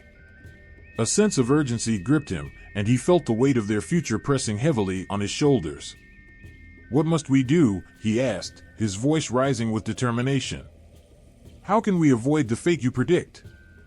Celaeno's expression darkened, and for a moment, her eyes glimmered with something unnameable. "You must embrace unity. The hunger you feel is a reflection of your disconnection. Until you learn to share not just food but your hopes and fears, you will be forever lost." The words hung in the air like a thick fog, and Aeneas's heart sank. They had been through so much, yet the thought of facing even more hardship was almost too much to bear. He looked around at his people, their faces lined with worry and doubt. Could he guide them through this darkness? "You will suffer," Celaeno continued, her tone turning more ominous. "You will face storms that threaten to tear you apart, both from within and without.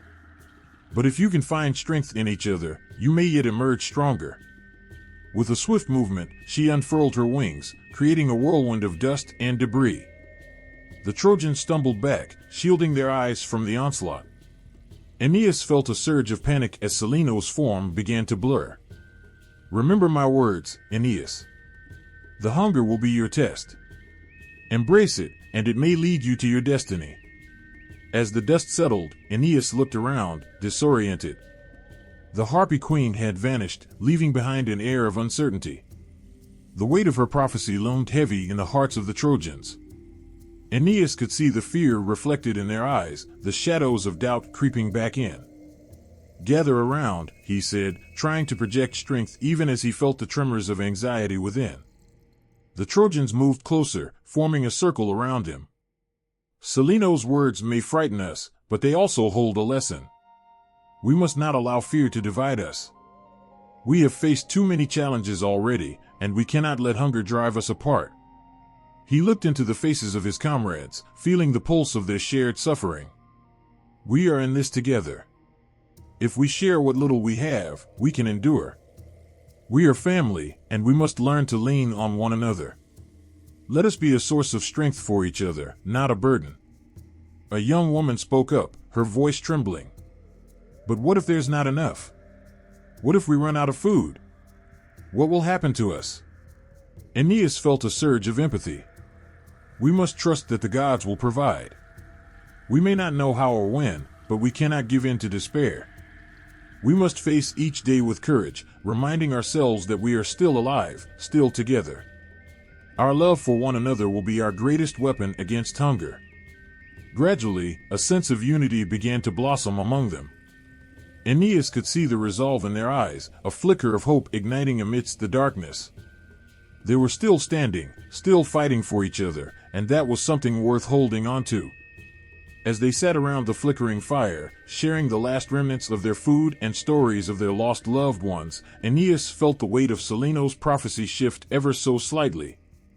They were not just survivors, they were a community. And in that moment, they understood that their true strength lay not in their individual struggles, but in their ability to come together. As night fell and stars twinkled above, Aeneas vowed to lead them through whatever trials lay ahead. They would face the challenges together, bound by their shared pain and love. The hunger that threatened to tear them apart could also bring them closer. In the depths of their despair, they found hope in one another, and that would be the light guiding them through the darkness. Aeneas took a deep breath, feeling the pulse of determination growing stronger. The path ahead was uncertain, but they would face it as one, Trojan hearts united in resilience and love. The sun hung low in the sky, casting a golden hue over the shimmering waves as Aeneas and his weary companions approached the Strophades Islands. This was a place of beauty, but to the Trojans, it felt like a bittersweet reminder of all they had lost. Each wave that crashed against the shore seemed to whisper tales of their fallen city, their homes, and the loved ones they could never return to. As they anchored their ships and stepped onto the sandy beach, a sense of longing washed over Aeneas. He looked out at the vast sea, wondering if somewhere beyond the horizon lay the ruins of Troy, where laughter and life once filled the air.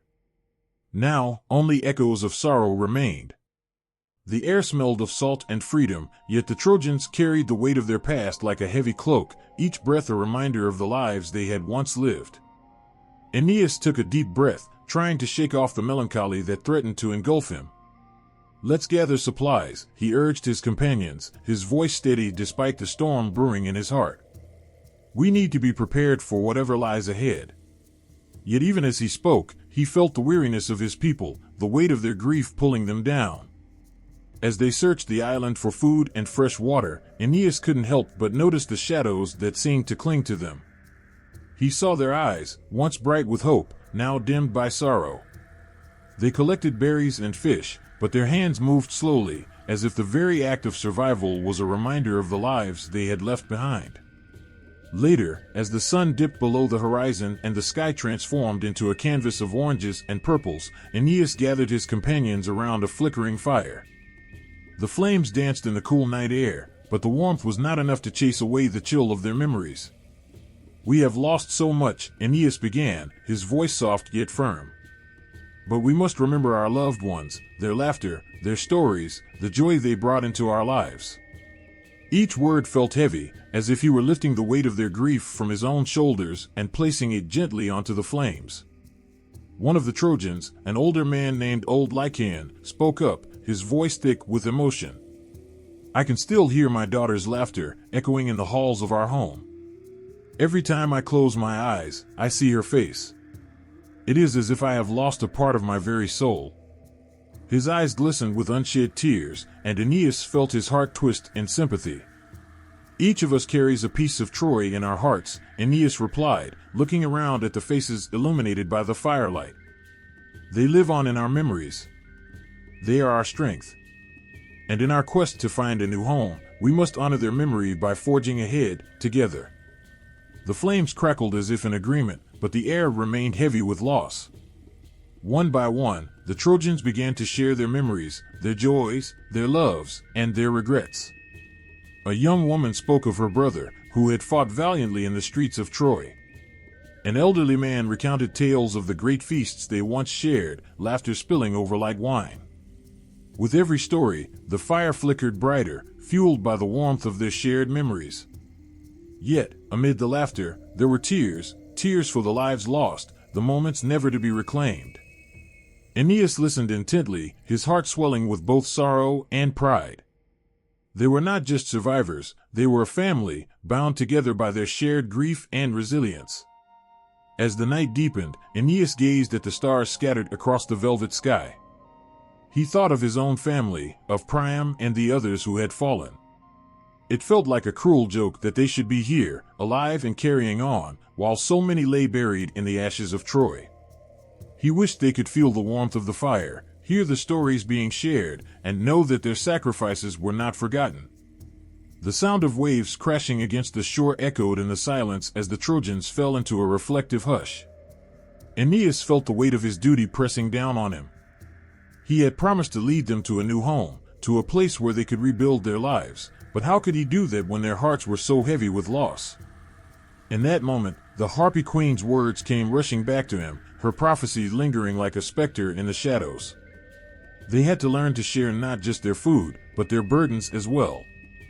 "We will rise from this, I promise," he whispered into the night, though he wasn't sure if he was speaking to his companions or to the spirits of those they had lost. Suddenly, a soft breeze swept through the clearing, carrying with it the scent of the sea. Aeneas closed his eyes, allowing the salty air to fill his lungs. For a fleeting moment, he felt the presence of his fallen friends, a whisper of their love wrapping around him like a protective embrace.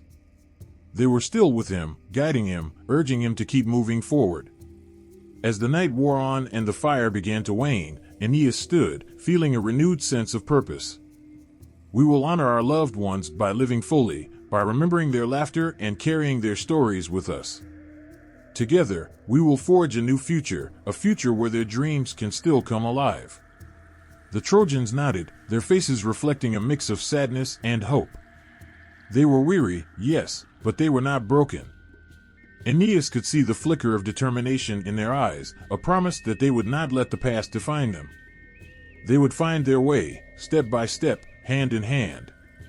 As they settled down for the night, Aeneas looked out over the water, the gentle waves glimmering under the moonlight.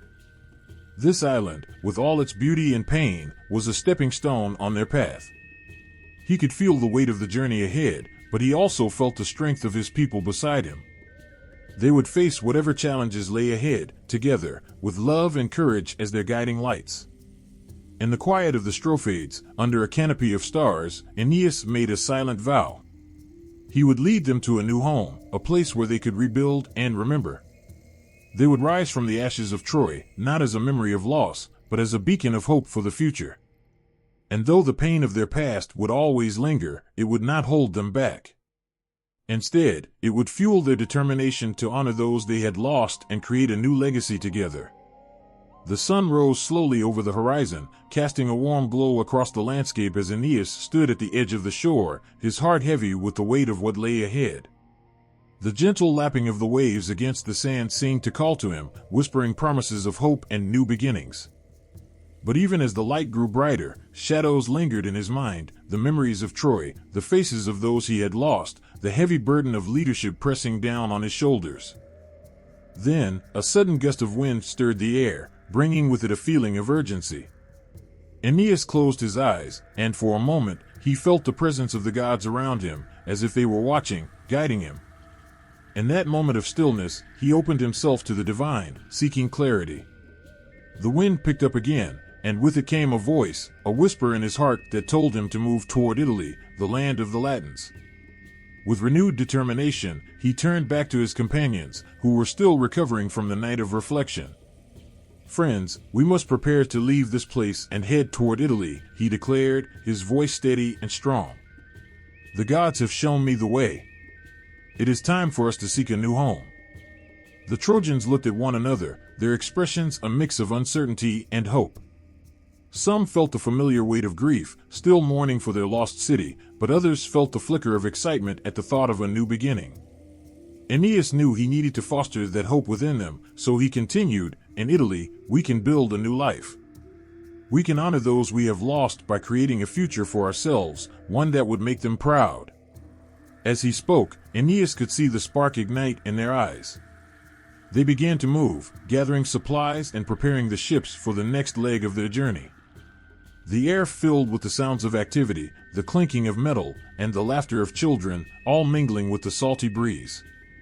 It was as if the very essence of life was returning to them, each task they undertook a step toward their new destiny. Anchises, Aeneas's father, joined him by the water's edge, his expression thoughtful. "Are you certain this is the right path, my son?" he asked, concern etched on his face. "Italy is a distant land, and we know so little about it." Aeneas turned to his father, his heart swelling with love and respect. "I feel it in my bones, father. The gods have spoken, and I trust their guidance. We have endured so much already, we cannot allow fear to hold us back now." Anchises nodded slowly, understanding the fire in his son's heart. "Then let us prepare. I will help gather the others." The preparations moved quickly. The Trojans worked together, each person knowing that this was not just another journey, it was the chance to reclaim their future. The weight of sorrow began to lift as they laughed and shared stories, their voices mingling with the sound of waves crashing against the shore. As the sun reached its peak in the sky, casting a warm glow over the island, Aeneas gathered the Trojans for one last meeting before they set sail. Standing on a small rise overlooking the sea, he felt a sense of unity as he looked into the faces of his people. They were weary, but he saw a flicker of hope in their eyes. "Today, we stand on the brink of a new beginning," he said, his voice strong and clear. "We have endured the fall of Troy, the loss of friends and family, and the trials that have tested our spirits. But we are still here. Together, we can forge a new path and create a new home. Italy awaits us, and it is there that we will build a future." The Trojans erupted into cheers, their voices carrying over the waves. Aeneas felt a swell of pride as he watched them rally together, their spirits lifted by the promise of a brighter tomorrow. They were not just survivors, they were a people united by their shared struggles and dreams. As they moved toward the ships, Aeneas took a moment to reflect on the journey that lay ahead. He thought of the challenges they would face, the trials that awaited them in Italy.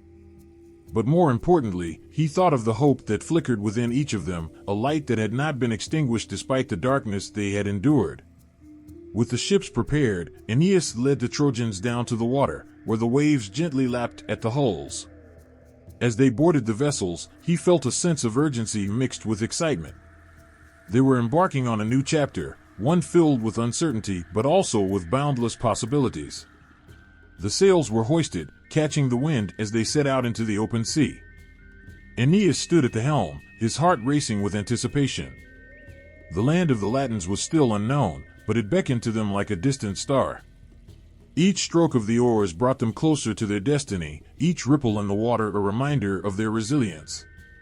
As they sailed away from the shores of the Strophades, Aeneas looked back one last time, his heart aching for all they had left behind.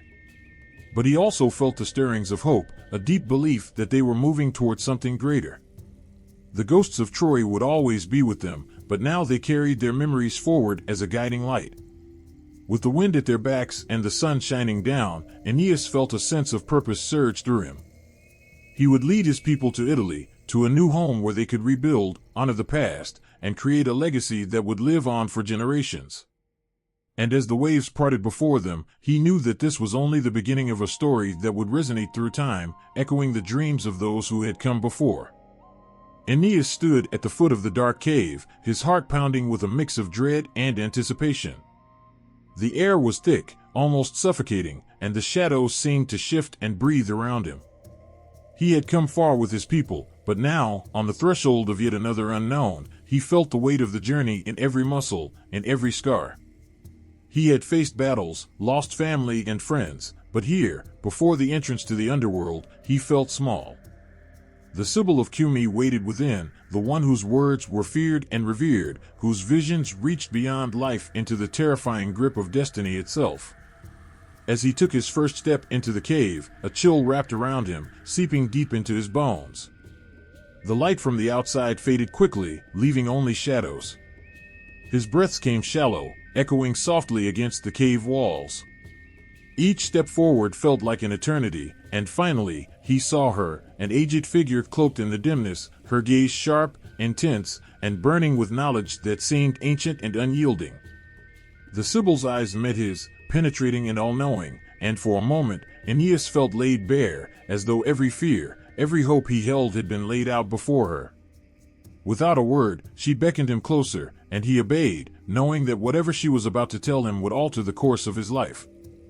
Her voice, when she spoke, was like the scraping of leaves against stone, rough but strangely soothing, as if it carried the weight of countless souls who had passed before him. She warned him that the path he sought would test him like nothing before. She warned of battles, of blood, of betrayal, and yet, she also spoke of triumph, of a future that would rise from the ashes of his suffering. Aeneas listened, every word like a stone placed carefully in his heart, weighing him down but somehow steadying him. "You have seen suffering, Aeneas, but what awaits you will stretch your spirit to its limits," she intoned, her gaze never leaving his. She paused, her eyes narrowing, as if she could see past him, into a future he could barely comprehend. "In the land where you seek to settle, enemies will rise from every shadow. You will face war as fierce as any you left behind in Troy. You will encounter friends who become foes, allies who test your faith, and struggles that will nearly break you." Aeneas clenched his fists, feeling the sting of her words. But it was not fear that struck him, it was resolve. He had endured too much to falter now. The vision of a homeland, a place where his people could finally rest, was etched into his heart like a burning flame. The idea of a future for his son, for the survivors who looked to him with hope, was what kept him standing even as the darkness pressed in around him. The Sibyl's voice softened, her tone shifting like a mother mourning for a child she could not save. "The gods have a path for you, one you cannot escape. But it will cost you, Aeneas. You must make sacrifices, let go of those you love, and bear the weight of lives yet unborn. You will build a future not just for yourself, but for countless generations who will live and die on the soil you claim. Can you bear this? In that moment, Aeneas felt the weight of all that had been left to him, the legacy of Troy, the cries of those who had fallen, the voices of his family that echoed in his memory. He thought of his father, Anchises, who had given him strength even as life left his body. He thought of his son, Aeneas, young and innocent, who looked to him as his entire world. Yes, he could bear it. He had to. For them. The Sibyl's eyes flickered with something that might have been sorrow. She reached out, her hand hovering just above his, not quite touching, as if the connection between them was already too painful, too raw. When you reach Italy, she said, her voice low, look for the white sow with 30 piglets by her side. This will mark the land where your people can finally rest. But the price will be great, Aeneas. It will ask everything of you. He nodded, his resolve hardening. I am ready. I will face whatever comes. Her gaze turned distant, as if she were seeing visions only she could understand. There is more you must know. Her voice dropped, filled with an urgency that seemed to cut through the darkness. The path to Italy will be marked by hunger. There will come a time when your people will be so desperate, so worn, that they will eat their own tables. It will be a sign, a terrible sign of what they must endure to reach the land promised to them. Aeneas felt his heart twist at the thought. His people had already endured so much, had been stripped of home, of kin, of comfort. And now they would have to endure this? He had thought he had seen the worst of suffering, but the Sibyl's words made him realize how far they still had to go. Yet, in her eyes, there was a glimmer of something, a light that held the smallest trace of hope. Even in your darkest moments, she whispered, remember that the gods are watching, and that the legacy you build will not end with you. Your trials will shape the lives of countless others. Your suffering, Aeneas, will give rise to an empire, one that will endure long after you are gone. A silence fell between them, the weight of her words settling over him like a shroud. He felt a chill that had nothing to do with the cave or the darkness surrounding him. He felt as though he had seen the edge of eternity, had glimpsed the shape of something vast and powerful, something that stretched beyond his understanding. He knew now that this journey was not only about finding a home, it was about forging a destiny, one that would leave a mark on the world for all time. Without another word, the Sibyl turned, retreating back into the shadows. Aeneas watched her disappear, her form melding with the darkness until she was gone, leaving him alone. As he made his way back to the mouth of the cave, the weight of her prophecy settled into his heart. His path was no longer his own, it was bound to the fates of others, to the countless souls who would one day call his land their home. Emerging from the cave, Aeneas blinked against the sunlight, his mind reeling from all he had heard. But as he looked out across the land, as he saw his people waiting for him with trust in their eyes, he knew what he had to do. He would carry this prophecy, this weight, as far as it took him. He would see it through, no matter the cost. The future awaited him, filled with trials and victories he could scarcely imagine. And though his steps were heavy, though his heart was burdened, he felt the flame of destiny burn within him, urging him onward. As Aeneas stood on the edge of the underworld, he felt a chill far colder than any night, deeper than any sorrow he had known. The entrance gate before him, dark and foreboding, yet calling him forward like the distant echo of a voice he hadn't heard in years. Shadows clung to the walls of the cave, and the air seemed to carry whispers, faint traces of all the souls who had crossed this path before. Aeneas's heart pounded with a mixture of fear and anticipation, for this journey would take him face to face with his past, and, somehow, a glimpse of the future he had yet to shape. Guided by the Sibyl of Cumae, he made his way down, each step heavier than the last. The darkness grew thicker, swallowing the light and leaving him with only his own resolve to cling to. As they descended, the world of the living slipped further away, replaced by an eerie stillness, an unnatural quiet broken only by the sounds of faint, distant wailing. Aeneas could feel the weight of countless lost souls surrounding him. It was as if their sorrow hung in the air, lingering, filling every corner of the underworld with a grief that felt endless, all-consuming. The river Styx stretched before him, its dark waters lapping quietly at the shore. The legendary ferryman, Charon, loomed in his boat, his shadowy form both ancient and timeless. His eyes, cold and indifferent, seemed to pierce straight through Aeneas, as if judging the very core of his soul. Yet, he stepped onto the boat, his heart heavy with the memories of his fallen comrades, his beloved family, and his homeland that had been consumed by fire. As they crossed, Aeneas glanced into the murky depths of the river, almost expecting to see familiar faces looking back at him, but the water offered no such comfort. When they reached the other side, the scene that awaited him was both surreal and haunting. Souls roamed in every direction, aimless and lost, each a faint reminder of a life once lived. Some reached out as he passed, others muttered in quiet despair, their faces twisted with longing and regret. These were the souls without peace, left to wander forever, each one bearing a story that would never be told.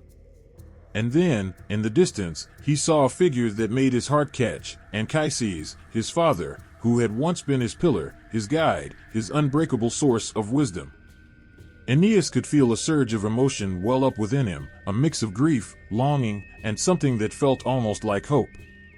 Anchises stood apart from the other spirits, his presence calmer, somehow more solid. Aeneas approached, his steps slow, the weight of 1,000 unsaid words between them. When their eyes met, time seemed to still, the shadows and cries of the underworld fading into silence. For a moment, Aeneas was no longer a warrior or a leader, but a son who had lost his father far too soon. Anchises looked at him with a pride that seemed to radiate through the shadows, his gaze warm and steady, as though no time had passed at all. "Father," Aeneas whispered, his voice breaking. I have come so far, and yet I feel as lost as the day we fled from Troy. I have tried to honor you, to carry the hopes of our people, but sometimes the burden feels too great." His words hung in the air, raw and exposed. Anchises reached out, a gesture so gentle, so full of understanding that it eased the ache in Aeneas's chest. "My son," he began, his voice soft yet filled with strength. "You have done more than I could have ever dreamed. You carry within you the future of our people, a future that will not be yours to see but one that will be shaped by your every sacrifice, your every step." With a sweep of his hand, Anchises revealed a vision that shimmered in the shadows, a vast and sprawling city, magnificent and alive with the laughter of children, the strength of warriors, and the wisdom of elders. It was Rome, shining like a beacon in the darkness. Aeneas could see it clearly, the walls, the temples, the people going about their lives in peace, a vision of hope that seemed almost too beautiful to be real. "Rome will rise," Anchises said, his voice filled with a conviction that made Aeneas's heart swell. "This city, this empire will stand as a testament to the trials you and those who follow you will endure. It will be a light in the darkness, a place of strength, wisdom, and unity. But the path to reach it will not be easy." Aeneas gazed at the vision, seeing not just buildings and faces, but a legacy. He saw himself in the line of kings and warriors who would one day inhabit this land. He saw his son, Aeneas, standing strong, a leader in his own right, carrying forward the torch that Aeneas himself would light. The sight filled him with a fierce sense of purpose, a resolve that seemed to burn away the doubt and sorrow within him. Anchises' expression softened as he looked at his son. "The trials you face are not yours alone, Aeneas. The gods have chosen you, guided you, but the choices you make, the courage you show, those will be yours. Remember, you are more than just a survivor, you are a creator, a builder of a future that will endure beyond all that we have lost." Aeneas felt the weight of his father's words settle deep within him. It was as though every sacrifice, every battle, every moment of doubt had been preparing him for this.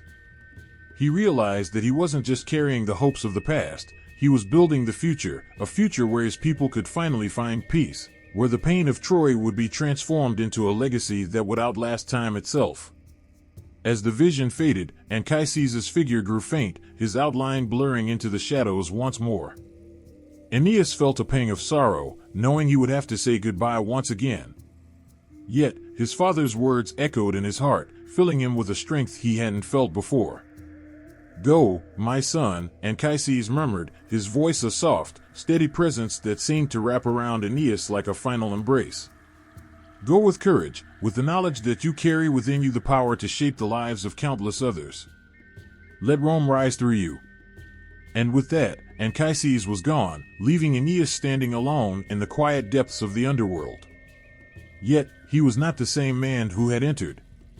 He carried with him a vision, a promise, a purpose that burned brighter than any torch. Aeneas turned, his heart both heavy and lifted, his steps sure as he began the journey back to the world of the living. The sun rose over the hills of Latium, casting golden rays upon the land that would soon become home. Aeneas stood at the bow of his ship, eyes fixed on the shores that awaited them, a mix of hope and anxiety swirling in his chest. The water glimmered beneath the morning light, but it couldn't wash away the weight of what lay ahead. They had traveled so far, endured so much, and now, as they approached this new land, uncertainty loomed like a thick fog. Would these people welcome them or see them as invaders, unwanted and weary? As the ships touched the sandy shores, Aeneas could feel the stirring of his heart. This was not merely a landing, this was a beginning. He turned to his followers, the loyal remnants of Troy who had traveled with him through fire and loss. Their faces reflected the same blend of hope and fear. They were tired, haunted by the memories of their fallen city and the lives they had left behind. Yet, here they were, united by a dream of starting anew, of rebuilding from the ashes. As they stepped onto the land of Latium, the scent of the earth filled Aeneas's lungs, a rich blend of wildflowers and grass, the promise of growth and life. But even as they took their first steps, tension rippled through the air. The shadows of doubt clung to Aeneas's heart, and he sensed the eyes of the local tribes watching them from a distance. Who were these newcomers, and what intentions did they hold? The Trojans stood silently, their own eyes scanning the horizon for signs of both danger and acceptance. The first encounters with the local tribes were not what Aeneas had hoped for. A group of Latins emerged from the woods, warriors adorned with feathers and furs, their expressions a mix of curiosity and suspicion. Their leader, a tall man with fierce eyes, stepped forward, brandishing a spear. Aeneas felt the tension tighten like a drawn bowstring. "Who are you, strangers?" the leader called out, his voice strong and commanding. "Why do you trespass on our land?" Aeneas stepped forward, his heart racing. He needed to convey their plight, to make these people see that they were not a threat, but fellow souls seeking refuge. "I am Aeneas, a Trojan, and we come in peace. We have lost everything, our homes burned to the ground, and now we seek a place to start anew. We mean no harm to your people." A silence fell over the group, the warriors exchanging glances. Aeneas felt the weight of their judgment pressing down on him. The leader, who had yet to lower his spear, studied Aeneas closely. The intensity of that gaze felt like an examination of his very soul. In that moment, Aeneas understood the gravity of his situation. They were not just refugees, they were the embodiment of survival, of hope, and the burden of history. But then something shifted in the air. A woman stepped forward from among the Latins, her expression softer, more understanding. "Let him speak," she urged, looking at the leader with determination. "If they have come from afar, surely they must have suffered greatly. We should hear him." Aeneas seized the moment. He spoke of Troy, of its beauty, its strength, and the love for their homeland that had driven them to face insurmountable odds. He spoke of the loss, the pain, the flames that consumed everything they had known. With every word, he felt his heart opening, pouring out the sorrow that had burdened him for so long. "I seek only what you seek," he said, his voice steady despite the turmoil within. "A home. A chance to rebuild. A place where our children can grow in peace, far from the echoes of war." Slowly, the leader lowered his spear, a flicker of understanding sparking in his eyes. The woman moved closer to Aeneas, her presence a gentle reassurance in the charged atmosphere. "What will you offer in return for this land?" she asked, her tone curious but firm. Aeneas felt the weight of her question. What could they offer? They were weary, hungry, and filled with grief. But they also carried skills, knowledge, and a rich heritage. "We can share our crafts, our knowledge of the sea and agriculture. We can offer our strength in times of need, for we are warriors, and we stand united," he replied, his voice rising with conviction. As Aeneas spoke, he watched the faces of the locals change. The tension began to ease, curiosity replacing hostility. The leader nodded slowly, processing Aeneas's words. "We will not turn away those who seek peace. But trust is not given lightly. You must prove your intentions." The woman smiled softly, her expression warm. "Come, let us share food and stories. Let us know one another before we decide our fates." Relief washed over Aeneas as he felt the first rays of acceptance break through the storm clouds that had hung over them since their arrival. The Latins led them deeper into their territory, and as they walked, Aeneas couldn't help but glance at his companions. Hope flickered in their eyes, a small light shining against the shadows of their past. When they reached a clearing, a humble feast awaited them, fresh fruits, bread, and roasted meat. Aeneas and his people sat down, their bodies weary but their spirits beginning to lift. As they ate, the conversations flowed, tentative at first, but soon filled with laughter and shared stories. Aeneas listened as the locals spoke of their lives, their customs, and their struggles. He shared tales of Troy, of the bravery of his people, of the legends that had woven their history. With every story shared, the gap between them began to close, and he felt a warmth growing, a sense of kinship budding amid the uncertainty. As the sun dipped below the horizon, casting a warm glow over the gathering, Aeneas looked around at the faces of both his people and the Latins. There was laughter now, an exchange of ideas and hopes that warmed the air around them. They were not just strangers anymore, they were potential allies, bound by a common desire for peace and a new beginning. That night, as the stars twinkled above, Aeneas felt a sense of possibility blooming in his heart. They had come through fire and despair, and now, standing on the brink of a new chapter, the path ahead was filled with promise. The shadows of the past still lingered, but they no longer felt insurmountable. Together, they would face whatever challenges lay ahead, forging a future that could one day be bright and beautiful, a legacy worth fighting for. In the fertile lands of Latium, under skies both promising and foreboding, a shadow cast its weight over Aeneas and his people.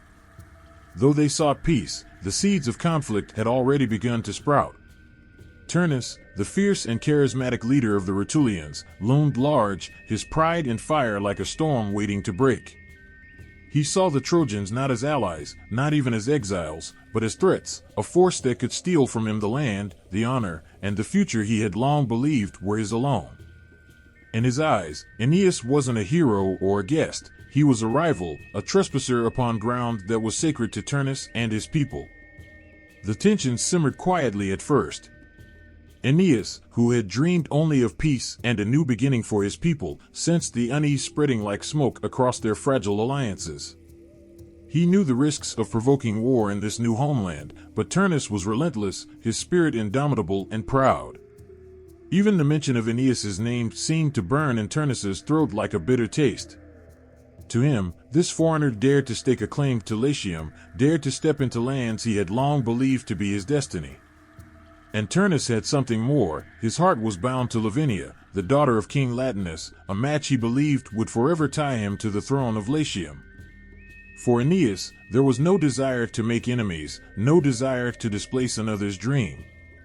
But fate had intertwined his path with Latium and Lavinia, and with every step forward, the distance between him and Turnus grew sharper, darker, like the tightening coil of a bowstring. Turnus could not look past his jealousy, his outrage that another man, a man he saw as nothing but a refugee, a wandering warrior, might steal the life he had envisioned. And though Aeneas carried no malice in his heart for Turnus, he could not yield the destiny promised to him. He had lost Troy, his people had suffered the ravages of homelessness, and his duty to his people would not allow him to retreat. They deserved a land of their own, a place to build their future, and, perhaps one day, a great empire. The murmurs of discontent grew louder among the people of Latium and the Rutulians. Allies were forced to choose sides, and lines began to be drawn on the fertile plains that should have united them. Those who had once celebrated the Trojans' arrival now found themselves caught between loyalty to their king, Latinus, and the loyalty they felt toward Turnus, whose fiery spirit inspired fear, respect, and even admiration. It was a painful split, one that left families divided, friends turned against each other. Mothers whispered warnings to their children, while fathers gripped their swords a little tighter, feeling the weight of war creeping into their hearts. Turnus was a formidable warrior, respected by his men, revered by his followers, and loved by those who saw in him the soul of their people. He wore his battle scars proudly, marks of courage and victories that only sharpened his resolve to protect what he believed was his by birthright.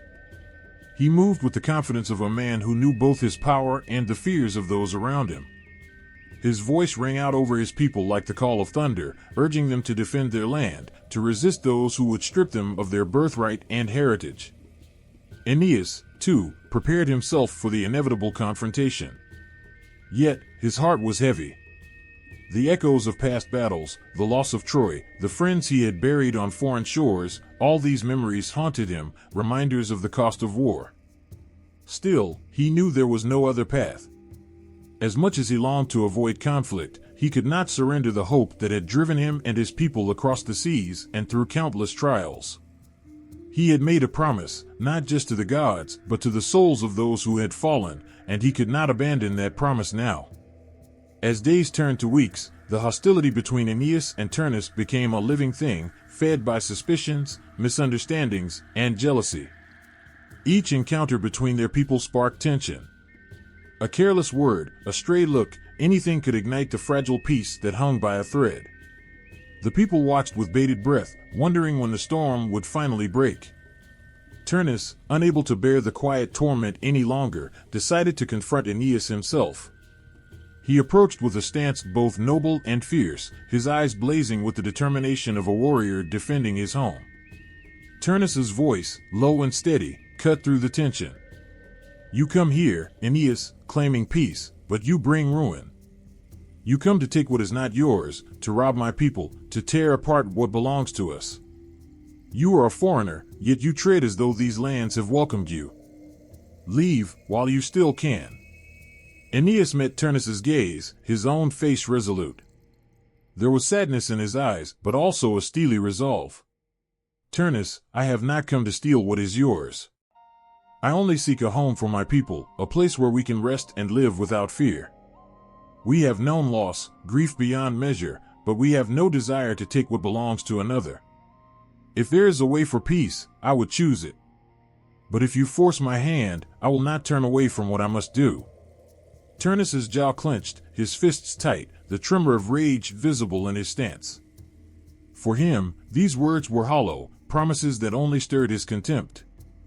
In Aeneas, he saw a challenge, a threat to everything he had fought for. Turnus's voice rose, full of defiance and disdain. "Your words mean nothing, Aeneas. You have stolen the heart of my people and of the woman I love. There is no peace to be made here." With those words, the spark of war was lit, and both men knew that there would be no return to peace, no turning back from the path they had been set upon. The gods watched from the heavens as the ancient land of Latium braced itself for the storm that was to come. In Aeneas's camp, the Trojans prepared themselves, each one remembering the devastation of Troy, the long nights of loss and flight. They knew the taste of war, and they knew its cost. Aeneas felt the weight of leadership upon him once more. He had not sought this conflict, yet here it was, staring him down with all the fierce certainty of destiny itself. He remembered his father's words, Anchises' gentle voice urging him to carry forth the honor of Troy, to find a future for their people. But he also thought of his son, Aeneas, and the future that awaited him, a future that demanded sacrifice, demanded strength, even in the face of personal loss. On the other side, Turnus rallied his forces with fierce resolve. His heart thundered with pride and fury as he prepared to defend the land that was his birthright. For him, this was not just a battle but a defense of honor, a fight for the right to choose his own fate. To him, Aeneas represented a threat to his identity, to his very existence. The clash that lay ahead was not only about land, but about the soul of Latium itself. And so, the drums of war began to beat, each side preparing to face the other. The air in Latium was thick with tension, and all eyes were fixed on Aeneas as he walked with purpose to meet King Latinus. His people were weary from endless days of wandering, and the memories of Troy's fall lingered like shadows behind them. Aeneas had led them through storm and sorrow, through lands both hostile and kind, all in search of a place to call home. Now, standing before the gates of Latinus's kingdom, he hoped that this place might be their final refuge. But he knew the weight of his request, and he knew what he was about to ask might forever alter the future of both their people. King Latinus had heard the stories of Aeneas, the prince of Troy, the man blessed by the gods and pursued by fate itself. He was a man of honor and courage, traits Latinus admired, but he was also a man in search of a new life, a new kingdom. And here in Latium, he had the strength of character to ask for an alliance.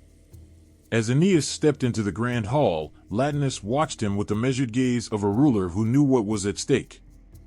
This was no mere visitor. Aeneas was a man carrying the weight of his people, of Troy's memory, and of a destiny whispered by the gods themselves. Aeneas felt the gravity of the moment as he stood before Latinus.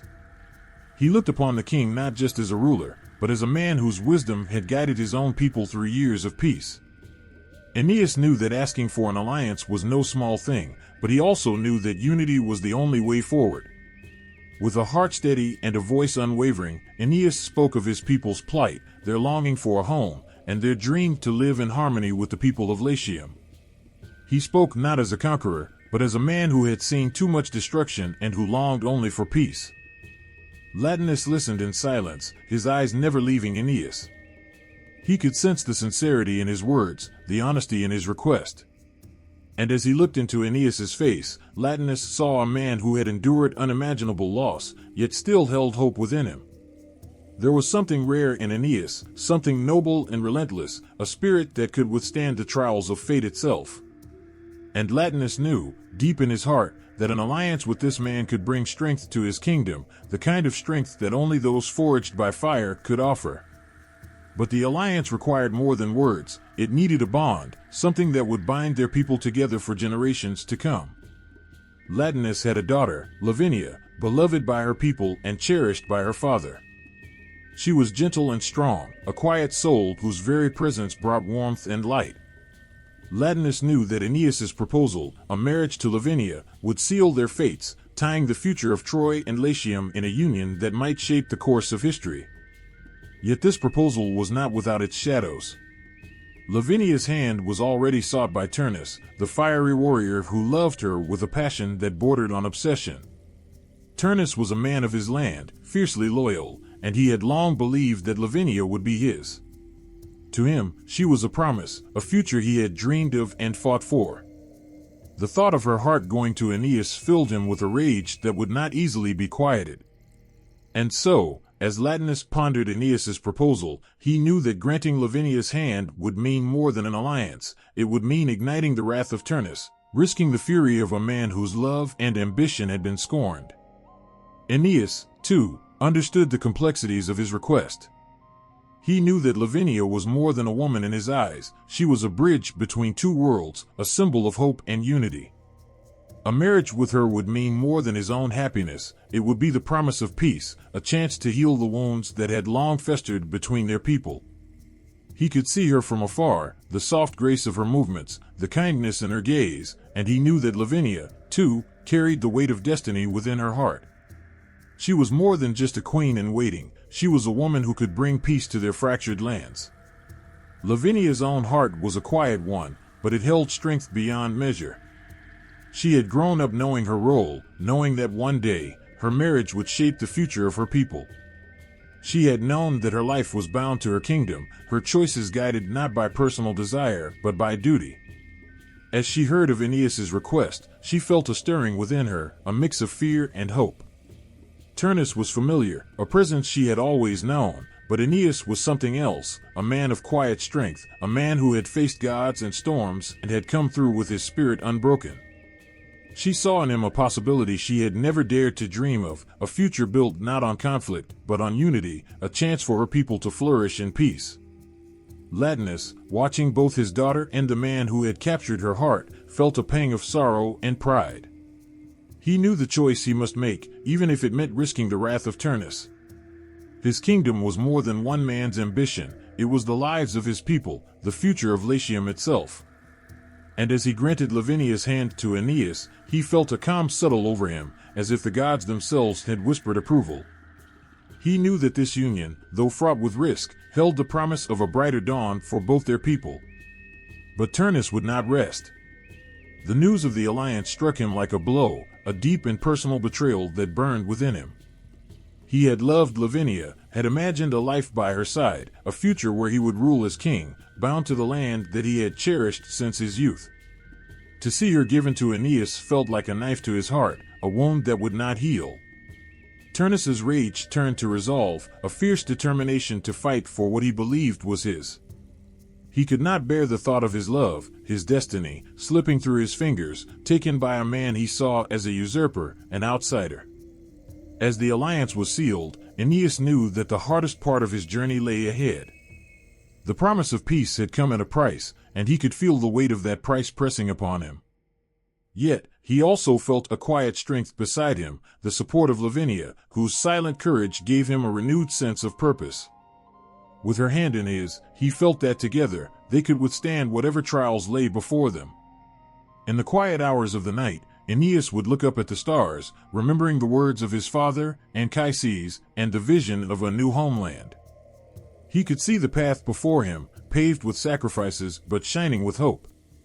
And as he took Lavinia's hand, he knew that their union would not only honor the memory of Troy but lay the foundation of a future that would one day become the heart of a great empire. The alliance with Latinus was more than a bond between men, it was the beginning of a legacy, a promise whispered across generations that would echo in the annals of history. Aeneas arrived in Latium with a weary heart and a soul burdened by the journey, yet the sight of these new lands filled him with a glimmer of hope. The long search for a home had brought him to this place, a land that seemed to breathe with promise. But his people had grown tired, their spirits dampened by endless wandering and battles.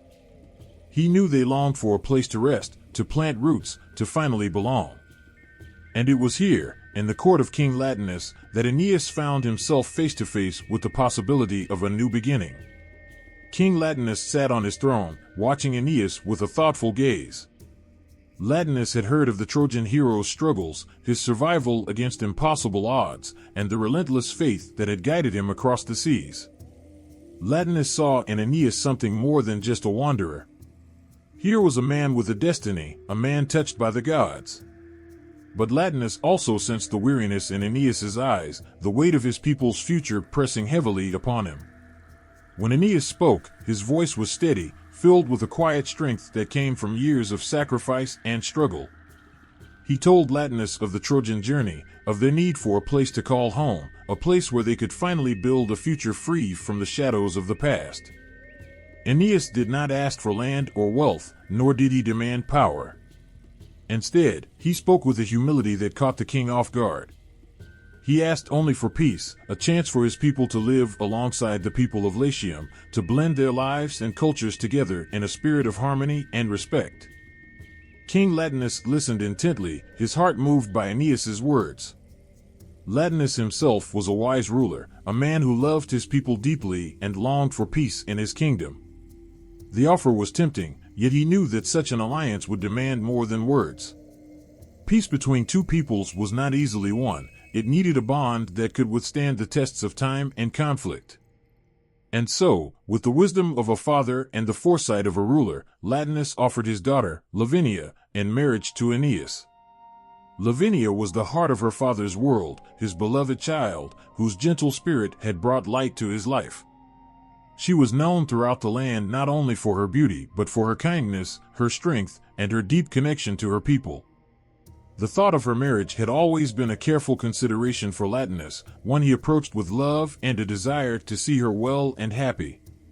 Offering her hand to Aeneas was not a decision made lightly, it was a promise, a hope that their union would bind their peoples together, creating a foundation of trust and unity. For Aeneas, the offer of Lavinia's hand was both a blessing and a solemn duty. He understood the depth of what was being offered. This was not merely a marriage, it was a sacred trust, a joining of fates that would echo through the generations. In Lavinia, he saw more than a queen. He saw a woman whose grace could soothe his people's weariness, whose strength could inspire their courage, and whose love could finally give him a home. But this union was not without complications. Word of the alliance with Latinus and the proposal to Lavinia soon reached the ears of Turnus, the fierce leader of the Rutulians. Turnus had long harbored a deep love for Lavinia, and he saw her as his future queen, the woman who would stand by his side and rule their people together. To Turnus, Lavinia was not just a desire, she was a promise, a bond he had counted on. The news of her engagement to Aeneas struck him like a blow, piercing through him with an intensity that burned with anger and betrayal. In his heart, Turnus could not accept the thought of losing Lavinia. His love for her was as fierce as it was consuming, and the idea of her hand being given to an outsider, a man from a foreign land, felt like an insult to his pride, a rejection of his devotion. Fueled by the fire of his emotions, Turnus's heart grew hard, his mind set on reclaiming what he believed was his by right. He could see only one way forward, a way stained with the inevitable specter of war. King Latinus, aware of Turnus's feelings and the potential conflict, wrestled with his decision. But he was a man of foresight, a leader who understood that true peace came from sacrifices, from brave choices that often came at a cost. He trusted that Aeneas and Lavinia's union could bring peace not only to his own people but also to the Trojans, whose resilience and honor he had come to respect deeply. As for Lavinia, her heart was caught in a delicate balance. She had known Turnus as a brave warrior and had respected him, even admired his strength and dedication. But there was something in Aeneas that stirred her, something she could not ignore. She saw in him a gentleness intertwined with strength, a man who had suffered loss yet continued to fight for hope. Aeneas's courage was different from Turnus's fiery nature. It was a quiet, enduring strength that moved her deeply. And though Lavinia had never imagined herself as a bridge between two worlds, she felt a pull toward this destiny, a call to be part of something larger than herself. The night before the wedding, Aeneas stood outside, looking up at the stars, feeling the weight of what lay before him. He thought of Troy, of the sacrifices of his friends and family, and of the countless lives that had been lost. And yet, he also felt a spark of hope, a vision of what could be built on these new shores. A union with Lavinia was not just the beginning of a new life for him, it was a new dawn for his people, a chance to finally fulfill the promise that had been made to them. He would protect her, honor her, and build a life that honored the sacrifices of their past. On the day of the union, the people of Latium gathered, watching as Aeneas and Lavinia stood together, side by side. The ceremony was solemn, filled with the weight of history and the promise of a future unknown. Lavinia's hand in Aeneas's was a moment filled with both joy and gravity, for they understood that this bond would shape the future of both their peoples. As their hands joined, a silent vow passed between them, a vow of unity and courage, of love and resilience. But even as they pledged their lives to one another, they knew that the path ahead would not be easy. Turnus's anger loomed like a storm on the horizon, his heart unwilling to let go of Lavinia or his desire to fight for her. The promise of peace was fragile, delicate, and held in balance by the choices they would make in the days to come. Aeneas and Lavinia stood together, bound by a fate they both honored and feared. Their alliance was more than love, it was the beginning of a legacy, a flame kindled from the ashes of Troy, destined to grow into a beacon for generations to come. Their hands held not just a promise to each other but a commitment to peace, a hope that would carry them forward, even into the challenges yet unseen. And as the people of Latium and Troy celebrated, they knew that this day marked not just a marriage, but the dawn of a new future. Fate seemed to be woven into every part of Aeneas's life, pressing him forward, holding him back, lifting him up, and sometimes casting him into despair. It was as though each breath he took carried both the weight of destiny and the tug of his own wishes. Aeneas knew that his journey wasn't just about survival or finding a new home. It was about fulfilling a destiny greater than himself, a purpose laid out by powers beyond his understanding, by the gods who seemed both merciful and merciless, guiding and yet so distant. But as much as he understood his path was shaped by fate, Aeneas was a man filled with choices, facing crossroads every step of the way. In the quiet moments, he often wondered whether he was free to choose his path or if every choice had already been made for him by forces far beyond his reach. Sometimes, the weight of destiny felt like a gentle push, as if a hand was guiding him, reassuring him, helping him to see the way forward. But other times, fate was like a shackle, binding him, forcing him to act in ways that cut against his deepest desires. Each time he lost a friend, each time he had to leave someone behind, he felt fate's harsh grip on his soul. But he kept moving, torn between a need to trust in his mission and a longing for the freedom to make his own choices. The gods were there at every turn, watching over him, leaving signs, some clear and others shrouded in mystery. They offered guidance, sometimes in whispers, other times in harsh visions that left him shaken and wondering. He remembered those dreams, those moments when he saw glimpses of what lay ahead, moments that left him with no choice but to press forward, no matter the cost. And while their presence was a comfort, it was also a reminder that his life was not entirely his own. It belonged to something larger, something infinite and relentless. One night, Aeneas stood under the stars, a quiet ache in his heart. He thought of the lands he had left behind, the people he had lost, and the countless sacrifices made along the way. The heavens seemed to stretch endlessly above him, as vast and inscrutable as the gods themselves. He closed his eyes, almost wishing he could escape the bonds of destiny, wishing he could find a way to carve out a life by his own hands. But even as he entertained the thought, a feeling rose within him, a feeling he couldn't ignore.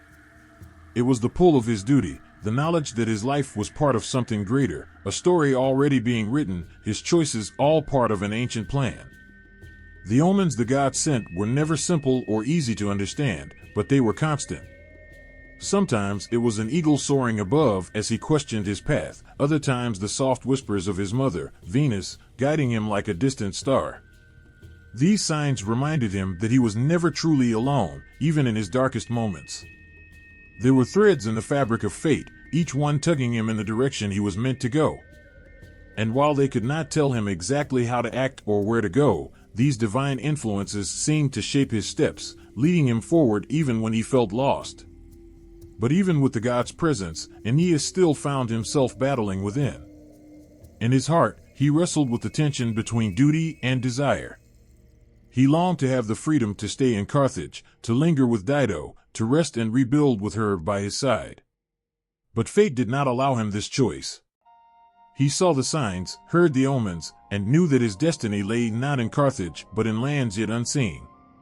Leaving her was one of the hardest things he had ever done, a choice he felt forced to make by fate itself, yet it broke his heart as if it were his own decision. Through it all, Aeneas had to bear the weight of each choice, the decisions that weren't truly his to make, yet felt so deeply personal. In every battle, he faced enemies who didn't understand the force driving him, who only saw a man bringing conflict to their lands. To them, he was an invader, not a man following an ancient call. In his heart, he carried the pain of this misunderstanding, but he also understood that he was fulfilling a destiny they could not see or know. He fought not out of hatred, but out of an unwilling need to move closer to the future the gods had promised him. Fate, to Aeneas, was both a gift and a burden. It gave him a purpose, a reason to endure hardships and loss, but it also stripped away his freedom to choose a different life. The gods had made promises to him, and he honored these promises even when he felt unsure or afraid. His loyalty to this path, despite the cost, made him a hero not just of strength but of spirit.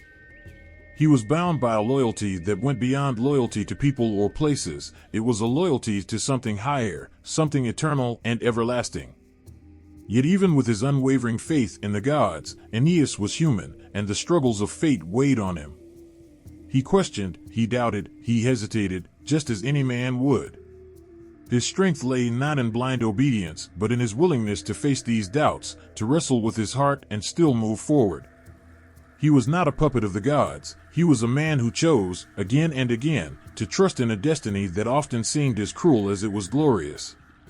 Each sign, each omen, became part of his journey, a piece of the complex tapestry of fate that wove through his life. There were moments he looked up, as if speaking to the gods directly, wondering if they understood the toll of their demands, the price he paid for their promises. He felt them watching, distant and silent, and he accepted that they, too, were bound by fate, just as he was. The gods could guide, but they could not change the path. They could warn, but they could not shield him from pain. And so, Aeneas embraced each step, each hardship, knowing that he was fulfilling a role larger than his own life. In the end, Aeneas understood that his journey was not just for him, but for all those who would come after him, for the future that would blossom from his sacrifices. He walked forward, knowing that each choice, each act, each step was both his own and part of a greater story.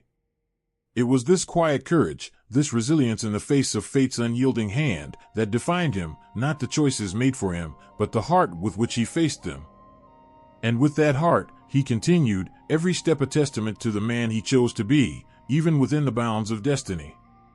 The night was thick with silence, a quiet that only grew heavier as Aeneas stood looking out at the lands that would soon be swept into the storm of war. Every fiber in his being yearned for peace, for a life free of the constant ache of battle and loss.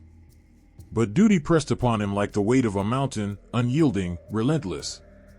He knew that the gods had chosen him to carve out a future, not only for himself, but for his people, who had endured so much, had seen their world fall to ruin, and now followed him with hopes as fragile as they were fierce. His heart ached for them, his fellow survivors, for the countless sacrifices they'd made and the courage they carried in silence. As he gazed into the horizon, a realization struck him: this fight was bigger than just him and Turnus. It was for the families who had lost everything, for the survivors clinging to dreams of a homeland, and for the generations yet to be born. And so, as the first light began to stretch across the sky, he steeled himself for the days ahead. He knew that to protect his people and fulfill the promise laid before him, he needed more than courage. He needed allies who believed in this vision as deeply as he did. Aeneas began his mission of alliance with a heart both hopeful and wary. The Italian tribes were proud and fiercely independent, each one wary of strangers, each one with leaders who harbored their own desires and fears. Yet, he met each one with respect, his demeanor calm, his words simple and honest. His sincerity spoke louder than any grand promises could, and slowly, one by one, tribes began to consider his cause as their own. Some saw in him a man chosen by the gods, marked with a destiny that reached far beyond the concerns of mortal men. Others were moved by the stories of his journey, by the loyalty that bound his people to him and the unshakable sense of duty that filled his every action. He met Evander, the wise and noble king who ruled with a warmth that made Aeneas feel as though he had found a kindred spirit. Evander saw the fire of a leader in Aeneas, and in his own heart, he understood the sacrifices that came with such a burden. Together, they shared stories, both men bearing the weight of warriors who had seen too much, who had lost too many. Evander recognized Aeneas's vision for what it was, a chance to create a future of hope in a land scarred by conflict and division. With a solemn nod, Evander pledged his support, promising men and strength for the cause that would bind them together as brothers. Aeneas's path took him to others, tribal leaders who were moved by his humility, his quiet yet unbreakable resolve. He did not come to them with threats or demands, but rather with an open heart and an unwavering dedication to the land they all shared. Leaders like Trojan and Venulus began to rally behind him, inspired by his willingness to fight for a future that included them, a future rooted in justice and unity. With each new alliance, Aeneas felt the tides of fate shifting, felt the power of unity growing, something strong enough to stand against the storms yet to come. Yet even as he forged these alliances, Aeneas could feel the shadow of Turnus looming closer. Turnus, the formidable warrior whose very name sent a chill through those who opposed him, would not be easily swayed. He saw Aeneas not as a leader or a hero, but as an outsider, a threat to the sovereignty of his people, and a rival for Lavinia, the woman who represented hope and home. Turnus burned with a fire of his own, fueled by loyalty to his people and a pride that would never allow him to yield. Aeneas knew that facing Turnus would mean a battle not only of strength but of spirit, a battle that could tear apart the land they both loved. Days turned into weeks as preparations continued. Men and women, young and old, gathered together, forging weapons, tending to horses, and preparing themselves for what was to come. The fires of the camps flickered in the night, casting shadows that danced like spirits of those who had already given their lives for this dream. Aeneas walked among them, speaking softly to each one, listening to their hopes, their fears, their stories of loss and love. They were more than soldiers to him, they were the heart of this new world he was fighting for. He felt their belief in him, a belief so fierce and unyielding that it brought tears to his eyes. On the eve of the first battle, Aeneas gathered his allies around him. The weight of their eyes on him, their trust, their expectations, it was almost too much to bear. But he looked at them with a quiet strength, his voice steady, carrying with it a promise as ancient as the stars. He spoke of the peace they all desired, the home they dreamed of building together, where families could thrive, where children would know safety, and where the scars of war would eventually fade. He vowed to lead them with honor, to fight not out of hatred or revenge, but out of love for this future they could create together. As he spoke, he could see the resolve growing in each face, a unity that went beyond words, binding them all as one. That night, Aeneas sat alone, the silence pressing in around him. The reality of what was to come weighed heavily on his heart. He thought of his mother, Venus, who had guided him this far, and of all the sacrifices that had brought him to this moment. He was filled with a strange sense of calm, a peace born not from the absence of fear, but from the acceptance of it. He knew he was on the path set out for him, a path woven with the dreams of countless souls who had come before him and who would come after. As dawn broke, Aeneas rose, his spirit unshaken, his purpose clear. He looked upon the faces of those who had chosen to stand beside him, each one reflecting back to him the strength and courage he himself felt. Together, they would march forward, united not by blood, but by a shared belief in a world worth fighting for. And as they prepared to face Turnus and the fierce army he had gathered, Aeneas felt a deep, abiding faith rise within him, a faith that their sacrifices would not be in vain, that they were part of something greater, something that would endure long after their own lives had ended. The first light of dawn touched the battlefield, a faint glow against a world still wrapped in shadows. In that cold silence, Aeneas stood, surrounded by his people, each one bearing the weight of an uncertain future. Yet, as they faced the vast forces of Turnus, they stood as one, united by loyalty and love for each other, for the new life they were all fighting to build.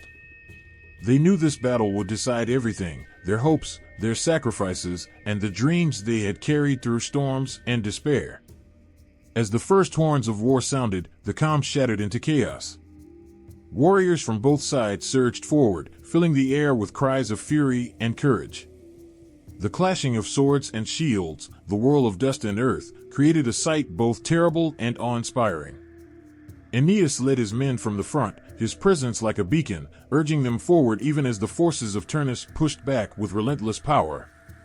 His heart thundered with each clash, each roar of battle, but he moved with a clarity of purpose that left no room for fear. Aeneas's courage was echoed in his closest warriors. Pallas, young and fierce, fought like a whirlwind, his determination blazing through the field. Though still so young, Pallas carried himself with a bravery that left even seasoned soldiers awestruck. He fought not just for himself, but for his people, for the dreams he held dear. Each stroke of his sword was a testament to his loyalty to Aeneas, his trust in their shared cause. But the cruel hand of fate was never far, and Turnus's forces pressed in around him. Even in his final moments, Pallas stood undaunted, fighting till the very end, leaving a mark on all who witnessed his courage. His loss struck a blow to the hearts of the Trojans, filling their ranks with both sorrow and a burning resolve to honor his sacrifice. Meanwhile, Aeneas was a force no enemy could contain. His movements were swift and powerful, his focus unbreakable. He fought like a man possessed, every motion driven by an unyielding determination to protect his people. His heart ached with the weight of the lives he held in his hands, but he bore it without faltering. The lives of his people depended on him, on his strength and his will. He felt each loss deeply, each fallen comrade a reminder of what they were fighting for and the price that freedom demanded. Turnus, too, was a warrior to be reckoned with. He charged into the heart of the battle with a ferocity that seemed almost beyond human. The soldiers around him fought with renewed strength, inspired by his unwavering commitment to his people and his land. Turnus saw Aeneas as not just an enemy but as a symbol of the threat to his way of life, to everything he held sacred. The two warriors were like two storms colliding, each one powerful and unyielding, each one determined to emerge victorious. As the clash between Aeneas and Turnus drew closer, it was as if the entire world held its breath, knowing that the outcome of this battle would alter everything. Amid the chaos, Aeneas performed feats of heroism that filled his people with hope and courage. In the face of countless enemies, he stood unmovable, his shield a wall, his sword a swift answer to every threat. He moved with a skill honed through countless battles, every movement precise, every strike deliberate. He did not fight for glory or for power, he fought for his people, for their future, for the land he had promised them. His presence alone turned the tides of battle, his voice a rallying cry that lifted the spirits of his men even in their darkest moments. Then, as the sun reached its peak, the battle became a brutal dance of life and death. Both sides had suffered heavy losses, their energies drained, their bodies weary. But neither would yield, driven by the knowledge that they had reached the point of no return. For Aeneas, there was no going back, his people depended on him, his destiny called to him.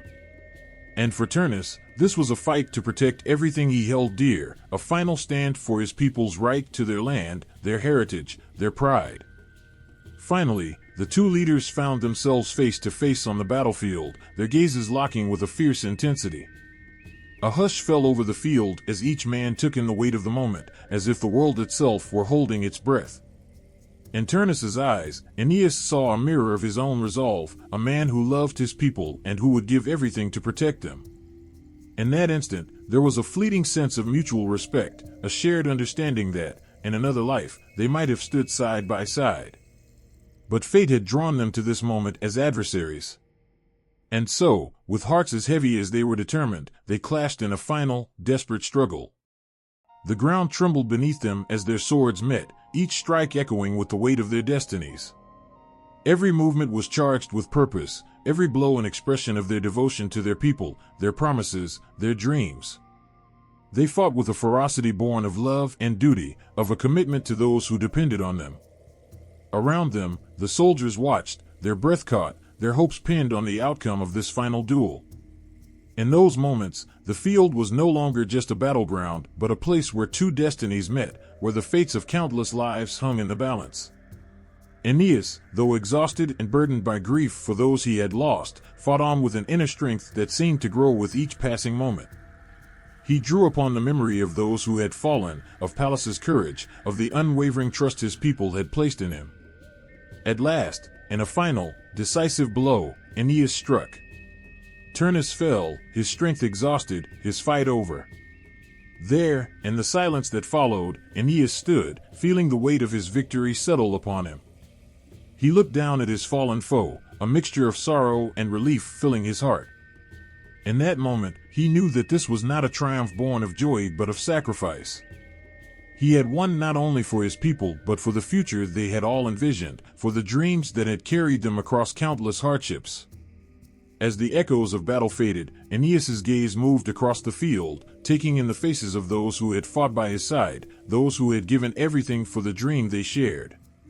The grief and pride in their eyes reflected his own, a bond that would forever unite them as more than just survivors. They had faced their darkest hour and emerged, scarred but undefeated. And though the cost had been unimaginable, they had secured the future they had longed for, a future filled with hope and the promise of a new beginning. In the midst of the storm and chaos of battle, Aeneas stood as the unbreakable heart of his people, every step forward brimming with purpose, every strike charged with fierce devotion. To the Trojans, he wasn't just a leader but the embodiment of hope and resilience, the force holding them together. In those moments, he was more than a man, he was their hero.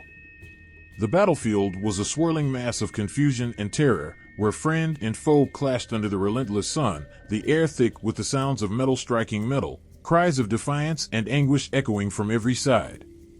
Amid it all, Aeneas cut a path forward, his eyes sharp, his mind clear. His armor gleamed, catching the sunlight like a beacon, as though marking him out as something extraordinary, something untouchable. Where others wavered, Aeneas was unyielding. He had taken his people through trials of fire and sorrow, and here, he was willing to give every last part of himself to see them through. It was as though he were guided by something greater than mortal strength.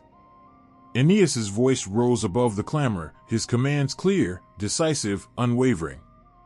His soldiers found new courage in his words, his assurance igniting their spirits and steadying their hands.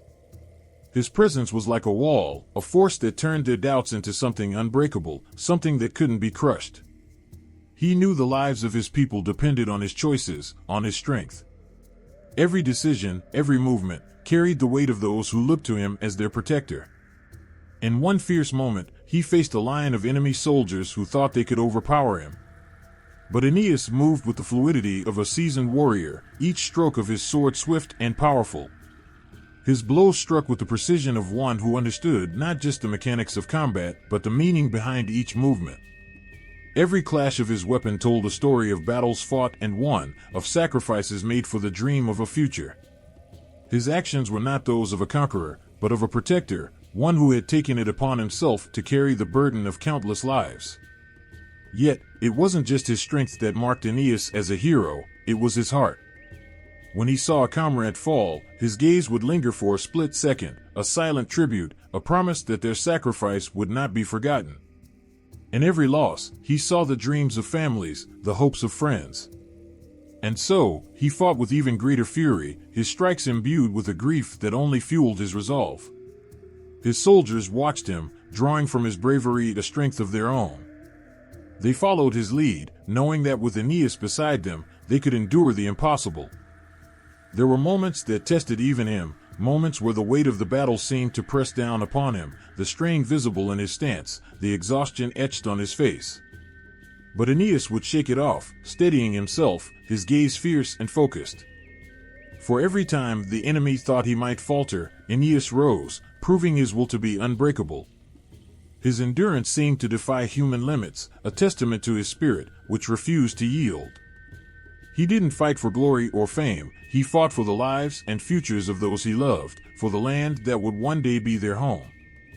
In a moment of breathtaking bravery, he saw one of his men cornered, surrounded by enemies. Without hesitation, Aeneas plunged forward, his blade cutting through the ranks with a speed and precision that left even the bravest of foes stumbling back. He shielded his comrade, standing as a fortress against the onslaught, each strike a powerful promise that he would not let another life be lost if he could prevent it. The look in his eyes was one of fierce determination and love, a message to his men that he would stand by them, no matter the cost. Aeneas's heroism extended beyond the battlefield. In every quiet moment between fights, he walked among his soldiers, comforting the weary, encouraging the fearful, thanking those who had given everything for their shared cause. He listened to their worries, their hopes, and his words were steady, filled with a kindness and understanding that brought his people strength. He reminded them that they were fighting for a future that would honor those who had fallen, a future worth every sacrifice. It was his compassion, his devotion to his people, that made him not only a leader but someone they could entrust with their lives and dreams. As the sun began to set, casting long shadows over the battlefield, Aeneas faced one final challenge. The enemy's strongest warriors stood before him, and his men looked to him with a mixture of hope and fear. Aeneas lifted his sword, his voice ringing out in a call that pierced through the evening air. In that moment, he became the very spirit of his people, the embodiment of every sacrifice, every hardship, every dream. His soldiers surged forward beside him, their courage rekindled by the sight of their leader, who fought with the strength of 1,000 men. Aeneas's actions that day were more than just the movements of a skilled warrior, they were the acts of a man who had become a legend, someone who had taken on the hopes and fears of his people and transformed them into something unbreakable. Through every heroic act, every selfless deed, he carved a place for himself not just in the history of his people, but in their hearts. The memory of that day would live on, the stories of his bravery passed down through generations, inspiring those who would come after to live with the same courage, the same unwavering dedication. As the last enemy fell, a hush settled over the field. The Trojans looked to Aeneas, their hearts filled with both sorrow and pride, with gratitude for the leader who had given them everything. They saw in him not just a warrior, but a man who had been willing to lay down his life for their future. And in that moment, Aeneas became not only a hero to his people, but a symbol of the resilience and strength that defined them all. The legacy of his courage would endure, a testament to the power of love, sacrifice, and the unyielding spirit that had carried them through even the darkest of days. The field lay silent under a sky clouded with smoke, the air heavy with sorrow and the whispers of lives lost. War had left its scars not only on the earth, but deep within the hearts of those who had fought. Aeneas walked among the fallen, his chest tight, his mind weighed down by the faces he'd seen, voices he'd heard, now forever silenced. In the stillness, the enormity of what war had taken pressed upon him, and for the first time, the hero felt crushed beneath the weight of violence, haunted by the cost of each victory, each blow struck. Every step Aeneas took carried him closer to the reality of war's cruelty, a reality he had no power to deny. The eyes of fallen soldiers stared up at him, empty and cold, once filled with dreams and hopes. They were young men, older men, fathers, sons, all with stories that ended here. Aeneas knew these lives were bound to him now, the memories of those who fought on both sides living within him. He felt responsible for each one, for the hands that would never again hold their loved ones, for the voices that would no longer laugh or sing. It was a debt he carried, and its weight settled into his soul, leaving him shaken. The sights of battle haunted him. He remembered the fear he'd seen in a young soldier's eyes just before the clash, a fear Aeneas himself could not escape, no matter how hard he tried to harden his heart. Those men were someone's family, someone's friend. And when he looked at the fallen, he saw not just enemies, but people, lives, moments stolen by war's unforgiving hand. A quiet guilt gnawed at him, a feeling that somehow all his victories came at an unbearable cost. The triumph of war felt hollow, a fragile echo drowned out by the suffering it left behind. Aeneas couldn't ignore the voices in his own heart, questioning whether there had been another way, a path that could have spared these lives, these dreams. Each night, as darkness fell and silence draped the camp, Aeneas wrestled with a grief that felt impossible to contain. In his tent, alone, he would close his eyes only to see the faces of the fallen, hear their whispered hopes, feel the weight of his choices like chains binding him to this tragedy. He was a warrior, yes, but more than that, he was a man, and the anguish that lay within him bore down on his soul, relentless. There were moments he could still hear the cries of mothers and fathers from distant lands, mourning sons they would never see again. He thought of the families torn apart, of the lives forever changed. Even among his own people, he saw the toll of war, the sorrow in a father's eyes as he buried his child, the silent tears of a mother who had sacrificed all she held dear for a future she might not even live to see. Aeneas couldn't shield himself from the truth of it all. The violence he had been part of tore at his heart, and he struggled to reconcile the brutality with the purpose that had once burned so brightly within him. Yet Aeneas knew he couldn't turn away. He had a duty to protect his people, to secure their future. Every life lost was a wound in his heart, yet he carried on, even as he bore the weight of countless souls with each step. The world he wanted to build required sacrifices, sacrifices he would carry in his soul until his last breath. For his people to live in peace, he had to embrace this burden, even as it crushed him. The irony tore at him, how peace demanded a price paid in blood, and suffering, and lives torn from this world too soon. In the quiet moments, he wrestled with this internal conflict, his heart yearning for a way to be free from the violence, yet bound to the path he had chosen. Aeneas had once fought with a heart full of purpose, guided by duty and honor. But now, with every battle, the purity of that purpose blurred, leaving him questioning the very meaning of his quest. He had fought for a dream, for a land he'd never seen, but now, he wondered, at what cost? Could there be a way to find peace without destruction? Each life he took felt like a part of his soul slipping away, leaving him more hollow, more haunted. And so, Aeneas walked forward, burdened with memories he could never erase, with the faces that would stay with him forever. The victories brought no joy, only a fleeting respite, a silence filled with unanswerable questions.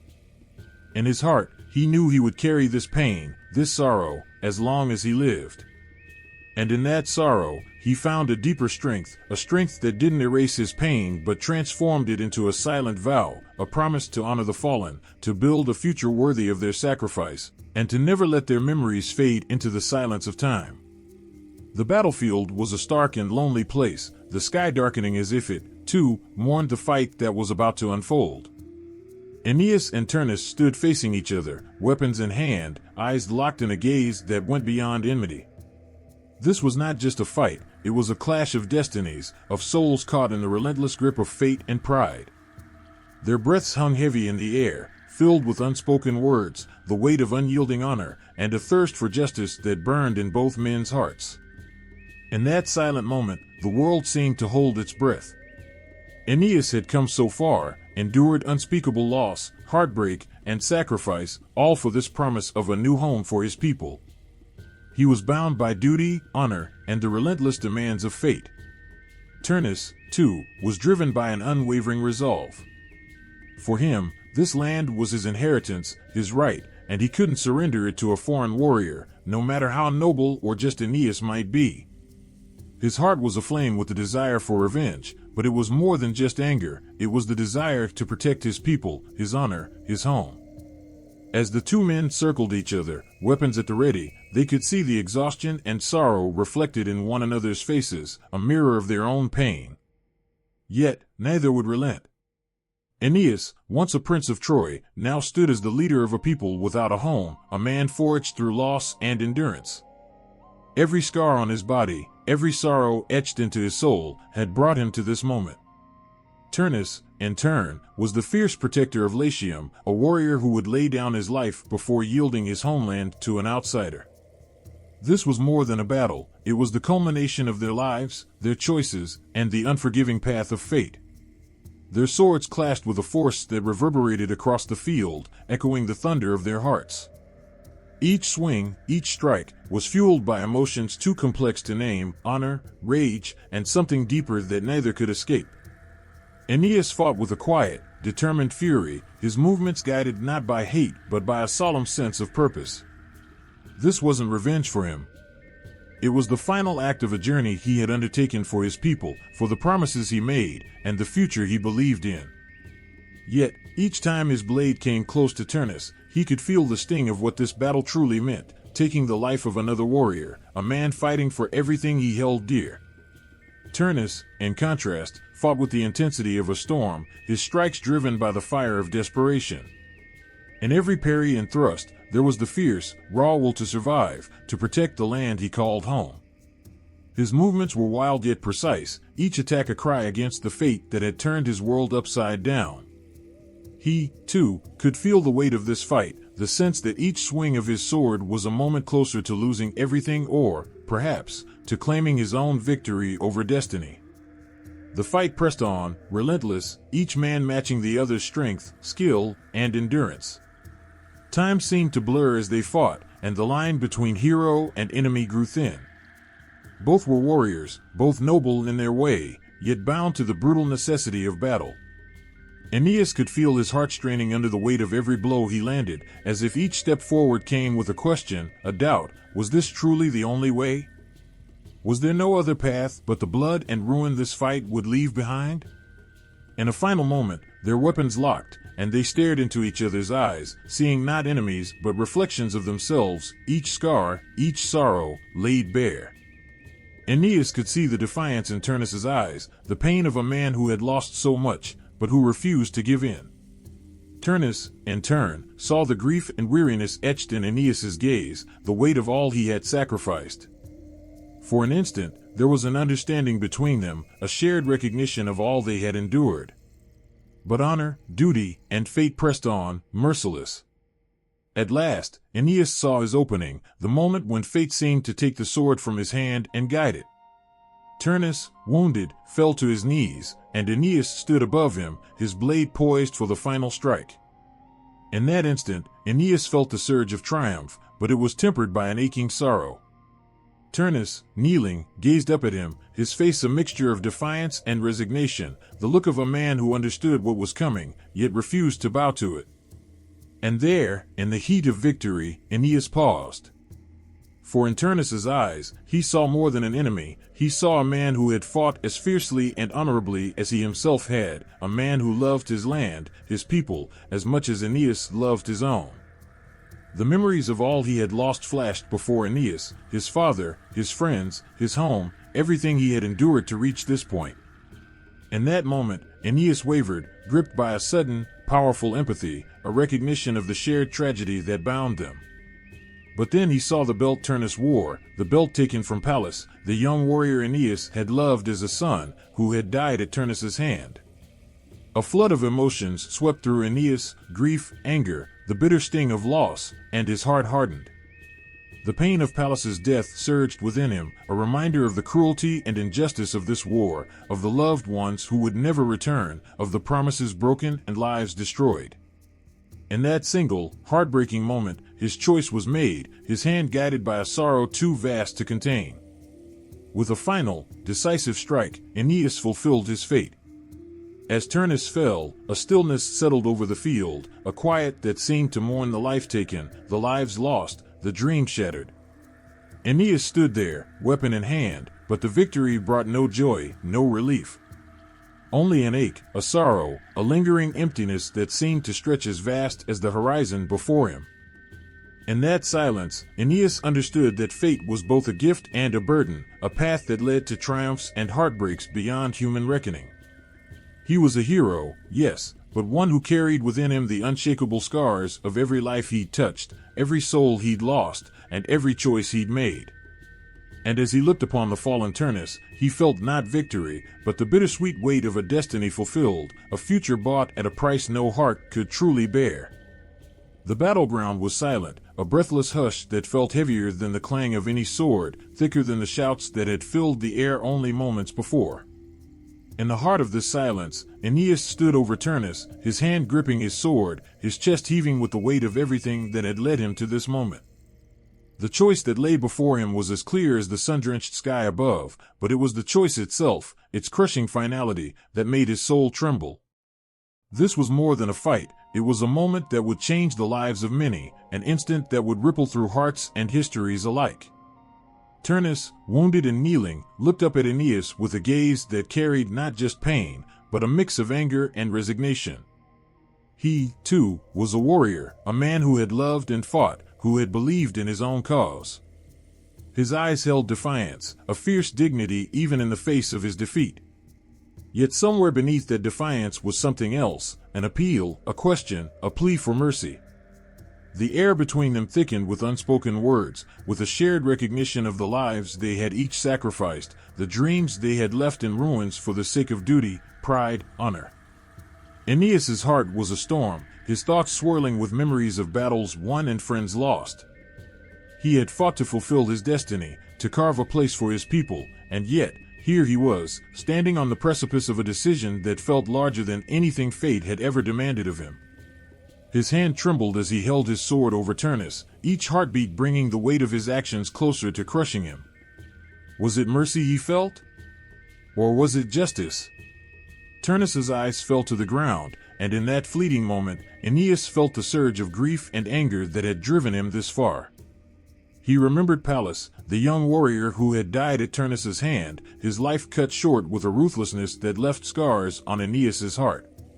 And then he saw it. The belt of Pallas, strapped around Turnus as a trophy, a token of victory that reopened every wound Aeneas had carried. A flash of sorrow, rage, and betrayal erupted within him, each emotion sharper than the blade in his hand. In that moment, his choice was made, not by reason, but by the sheer force of feeling that tore through him. It was as if his heart had spoken, louder than any logic or promise of mercy. His hand, guided by the memory of Pallas, by the weight of all the fallen, moved with an unrelenting certainty, bringing down his sword with a final, irreversible blow.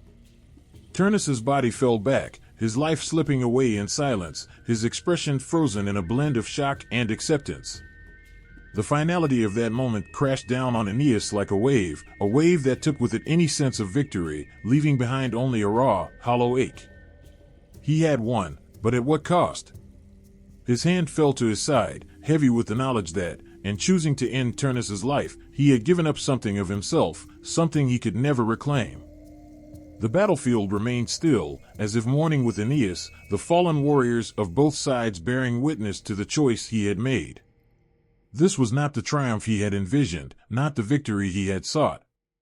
He had chosen to protect his honor, to stand by his duty to Pallas, but in doing so, he had lost a part of his own humanity, a part of his heart that had once believed in mercy and hope, in the possibility of peace. As he stood alone, surrounded by the silence of the battlefield, Aeneas felt the weight of his destiny settle upon him like never before. With a heart full of both weariness and hope, Aeneas stood at the edge of the land he and his people had fought so hard to reach. The sky seemed to open above him, as if the gods themselves were watching, as if they had been waiting for this moment when he would lay the foundation of a future built not on the ashes of Troy, but on the promise of something new, something eternal. His gaze swept across the rolling fields and the distant hills, seeing not just land, but a homeland. Here, finally, was a place to dream and build, to turn the pain of their past into the roots of their future. The Trojans, weary yet resilient, gathered around him. They too looked at this land with longing, their faces touched by a mixture of joy and disbelief. After so much wandering, so many battles, it felt almost impossible to stand here, to be at the very beginning of something unbreakable. The place they would call Lavinium. In that moment, Aeneas saw in his mind not only his own people but the generations that would come after them, people who would walk these lands, raise families, and grow old under these same skies. He thought of his son, Aeneas, and how this place would one day be his legacy. It was no longer about escaping the ruin of Troy, it was about creating a world that held within it the beauty, the values, and the courage of his homeland. It was about giving his people the dignity of rebuilding, of making a life worth fighting for. Aeneas turned to the people gathered before him and spoke of the city they would build together. Every word was heavy with a sense of destiny, a promise to each life lost, each sacrifice made. He spoke of walls that would rise high and strong, a city built with unity and strength. His voice broke slightly as he spoke, his eyes glistening with unshed tears. His words were not just a leader's rally, but the outpouring of a man who had known unimaginable loss and yet dared to hope again. They would name this city Lavinium, he declared, in honor of Lavinia, whose presence was the first symbol of peace and alliance in this new land. She was not just his bride-to-be, she was the bridge between past and future, a sign that their wandering and suffering had not been in vain. Through her, the Trojans would be tied to this land, their lives entwined with the lives of its people.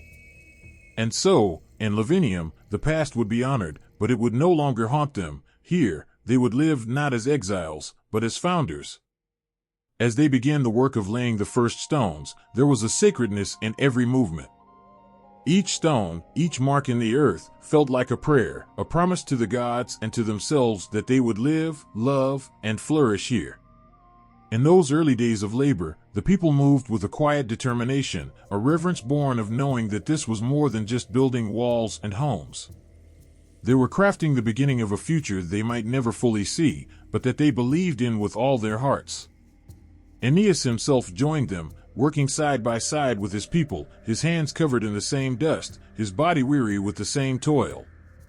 He wanted them to know that he, too, was part of this place, that his heart beat for the same future as theirs. And in those moments, as he lifted stones and shaped earth, he felt closer to them than he had ever felt before. They were no longer just survivors of Troy, they were something more, builders of Lavinium, a people reborn. As the days passed, the city began to take shape, its outline visible against the landscape, a new vision emerging from the dust and labor. Aeneas would often stand in the twilight, watching the progress with a sense of awe. It was in these quiet moments, with the sun casting long shadows over the land, that he would feel a presence beside him, a whisper of encouragement from the past, from his father, Anchises, from the gods who had guided him this far, from the memories of those he had loved and lost. Their presence seemed to bless the stones, to breathe life into the walls. Finally, Lavinium stood, a city still young but filled with life and spirit, a place for the Trojans to rest, to celebrate, to mourn. And in the city square, they raised a small altar, a tribute to their ancestors, to the gods, and to all the fallen of Troy. This altar was a place of remembrance, a reminder of where they had come from, and of those who could not be there to see this moment. For every Trojan, it was a place to stand in quiet communion with their past, to feel connected to those who had sacrificed so much. One evening, as the people gathered to celebrate, laughter and song filled the air. Children ran through the streets, their voices a new music that echoed off the stone walls, filling the hearts of their elders with joy and relief. Aeneas watched, feeling for the first time that the weight he carried was lifting, that maybe, just maybe, this was what he had fought so hard for, a life, a future, a place where joy could exist even after so much suffering. The firelight illuminated the faces of his people, each one a story of endurance, each one a testament to the strength that had brought them here. Aeneas felt a quiet pride as he looked upon them, but more than that, he felt a profound gratitude. They had trusted him, followed him across seas and through battles, and now, here they were, not just survivors but citizens, with a city to call their own. Lavinium became more than just a city. It was a heartbeat, a promise fulfilled, the first step towards something greater. And as Aeneas walked through its streets, he knew that the story of his people would live on here, that in every stone, every laugh, every tear, Troy would be remembered, not as a lost city, but as the foundation of a new one. Aeneas felt his father's words echoing in his mind, reminding him that the struggles, the choices, the sacrifices had all been worth it. For in this city, in Lavinium, there lay the beginnings of a legacy that would one day span the world. And as he looked at his people, his family, his city, he knew he had not only found a place to settle, but a place where their dreams and stories would continue forever. Through the endless trials and sacrifices, Aeneas transformed from a warrior prince of a fallen city into a figure of boundless strength and vision.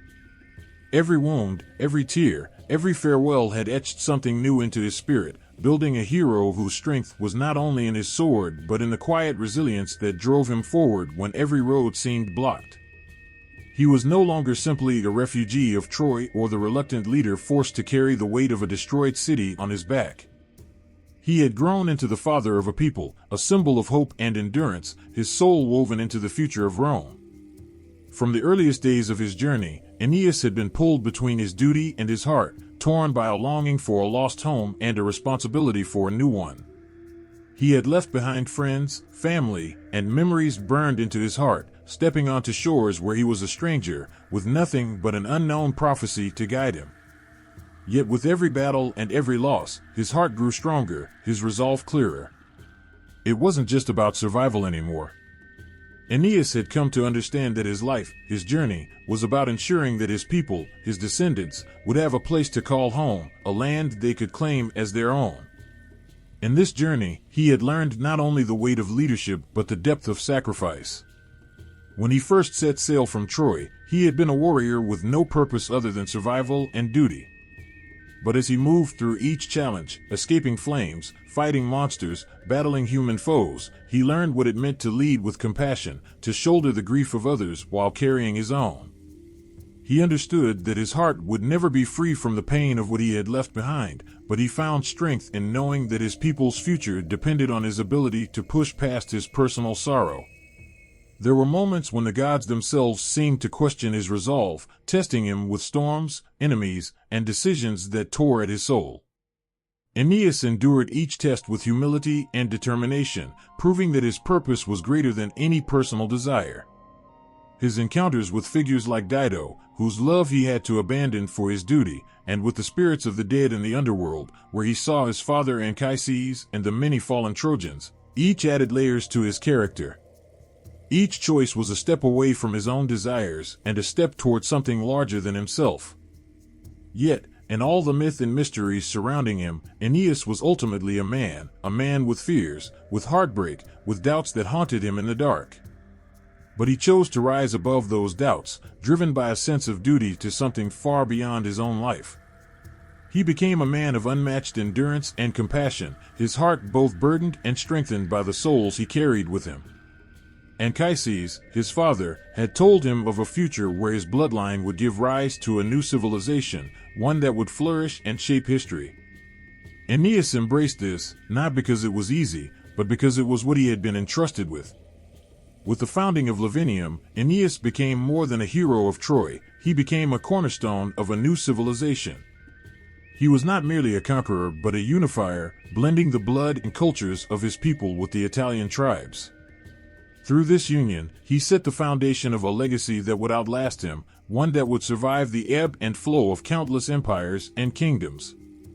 Aeneas understood that his story would not end with his death, but would continue in the lives of his children, his people, and in the land he had fought so hard to make their own. Aeneas's life became a model of virtues that would come to define Rome itself: duty, piety, courage, and loyalty to family and country. He symbolized the resilience to endure in the face of unthinkable odds, a resilience that Rome would adopt as its own heartbeat.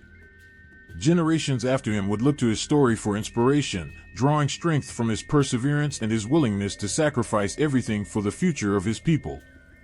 To his descendants, Aeneas would become more than a memory. He would be a source of pride, a hero whose blood flowed in their veins. In his story, they would find a sense of belonging, a lineage that linked them to the gods and to the earliest days of their civilization. Even as centuries passed and empires rose and fell, Aeneas's journey from Troy to Lavinium would remain the foundation of their identity. And perhaps that was his true legacy. Not just the founding of a city or the promise of Rome's glory, but the example he set for all those who would come after him. Aeneas taught his people that true heroism lies not in the battles fought, but in the courage to dream and build, to love and sacrifice, to see beyond oneself for the good of others. In the end, his life was not defined by the cities he conquered or the wars he won, but by the future he made possible through his unwavering hope and courage. Aeneas left behind not only a legacy of strength, but of compassion, of vision, and of an undying faith in what could be. His name would echo in the halls of history, not just as a hero, but as a father, a guide, and the very soul of a nation that would change the world. The journey of Aeneas would live on in every child born in Lavinium, and every citizen of Rome, and every heart that dared to rise above its own fears for the sake of others. And in this way, Aeneas would live forever, woven into the spirit of Rome itself. In every step of Aeneas's journey, the god's presence lingered, as real and pressing as the waves that rocked his ships and the storms that threatened his course. Sometimes they appeared as shadows and dreams, whispering in voices only he could hear, or as mighty forces of nature, filling the sky with storms and omens. In moments of hesitation, fear, and unbearable loss, the gods intervened, sometimes as protectors and other times as silent, cruel arbiters of fate. Throughout, Aeneas bore their influence with a mixture of reverence and exhaustion. He was chosen, marked from birth to fulfill a destiny not of his choosing, to create a future for his people, a future foretold and designed by divine hands. This destiny wasn't one he could escape, it was inescapable, as fixed as the stars above. Yet, with every step forward, every tear shed, and every sacrifice made, he grew ever more aware of how little of his life he truly owned. The gods, he came to understand, were not simply protectors or guides. They were also the force that bound him to a path where freedom was a distant, perhaps even forbidden, idea. Aeneas's sense of duty toward the gods was a constant weight on his heart. He carried within him a profound respect for the divine, knowing that each god who appeared, whether in kindness or wrath, held his life in their hands. This reverence shaped his every decision. He knew that to fulfill his destiny was not only to honor his people, but to honor the gods who had chosen him as their instrument. When the gods tested him with temptations, with love, with fierce and loyal friends, Aeneas learned the painful lesson of letting go, of sacrificing even the deepest parts of his heart for the sake of something greater. There were times, however, when he questioned the fairness of their will. The gods moved as they pleased, their desires changing like the winds. While Venus, his mother, protected him with a fierce, motherly love, other gods, like Juno, opposed him bitterly. Her hatred stemmed not from Aeneas himself, but from ancient grudges beyond his control. Yet, he was forced to suffer the consequences of her wrath, bearing the weight of forces far older and mightier than himself. Each time Juno thwarted his plans or stirred up trouble on the seas, Aeneas felt the sting of a fate he could not change, no matter how valiantly he fought. It was a reminder of how small he was in the face of divine power, a man bound by strings woven in the heavens. Yet, through it all, Aeneas clung to hope, to a faith that his hardships were not in vain. When he reached moments of despair, when the burden of his duty nearly broke him, the gods would often send signs to lift his spirit or to remind him of the greatness that awaited him. Anchises appeared in dreams, offering gentle guidance and a reminder of the honor that lay in fulfilling his destiny. Jupiter, too, with his steady gaze, assured Aeneas of the importance of his mission. It was in these moments that Aeneas found strength, knowing that the gods had not abandoned him, even when their ways seemed harsh or incomprehensible. In his journey, Aeneas came to realize that his life was a delicate balance between fate and free will, between what was written and what he could control. The gods had marked his path, but they had also left space for his choices, for the strength he brought to each trial. Though fate was fixed, it was his heart, his loyalty, and his courage that brought that fate to life. The gods could lay out the path, but it was Aeneas who had to walk it, to suffer, to endure, to find meaning in every struggle. In this, he understood that the gods had not chosen him for his strength alone, but for his willingness to rise and endure, no matter how harsh the winds blew against him. In the end, Aeneas accepted the divine will with a heart filled with a complex mix of gratitude and sorrow. He knew that the gods had shaped his life and that his story would become a legacy far greater than himself. Yet, he also knew that in surrendering to their will, he had given up so much of his own. He sacrificed love, comfort, and even his own happiness, bearing the weight of a prophecy that could not be refused. The gods had molded him, pushed him, and tested him, not for his sake, but for the world that would rise from his bloodline. The gods' presence left him forever changed. Aeneas was no longer simply a man, he was the embodiment of duty, of resilience, and of faith. In every hardship, he had found the strength to continue, not only because of fate but because of his unbreakable spirit. And though the gods had guided him, it was his courage and loyalty that made him a hero. Through him, the world would know that while the gods could shape the course of a man's life, it was his heart that gave that life meaning. The future of Rome lay cradled in the story of Aeneas, a story carved out of sacrifice, resilience, and endless devotion. As Aeneas looked across the Italian lands, a vision began to unfurl in his heart, a vision of something greater than himself, a destiny that would reach far beyond his own lifetime. He was not merely a wanderer or a warrior, he was a bridge between the ashes of Troy and the birth of an empire that would one day rule the known world. In moments of quiet, Aeneas could almost feel the weight of the prophecy that had been set upon his shoulders. His journey had not been for survival alone, it was to lay the groundwork for a nation that would embody the courage and resilience of Troy, tempered by the trials he had faced. Each scar, each loss, each grueling battle had shaped him, had taken pieces of him, but it had also forged the path that would become Rome. He had given up everything familiar, everything comforting, but in doing so, he had laid the roots for something timeless. The future was no longer just a dream or a prophecy whispered by the gods, it was now woven into every step he took, every decision he made. The gods had granted him glimpses of this future, visions that went beyond his lifetime, filled with cities, leaders, and battles that would be legendary. Aeneas understood that his descendants would carry on the legacy of Troy, transforming its spirit into a new and powerful civilization. And while he wouldn't be there to see it, he knew that his actions would echo through generations, that his bloodline would be the foundation of something immortal. One day, the prophecy promised, his descendants would bring forth a ruler whose name would resound throughout history. This ruler, Augustus, would stand as a figure of peace and unity, fulfilling the dreams that had begun with Aeneas's steps on Italian soil. The strength and character that Aeneas had fostered within himself would flow through his lineage, shaping the minds and spirits of future leaders. Rome would rise, not just as a city, but as an idea, a beacon of hope, resilience, and power that would light the world. Aeneas's heart swelled with both pride and sorrow. He knew that the fruits of his labor, the land he had fought to protect, would become a stage for his children and their children and countless generations to come. They would grow up with the stories of his struggle, tales of Troy's fall, and the courage it took to build something new.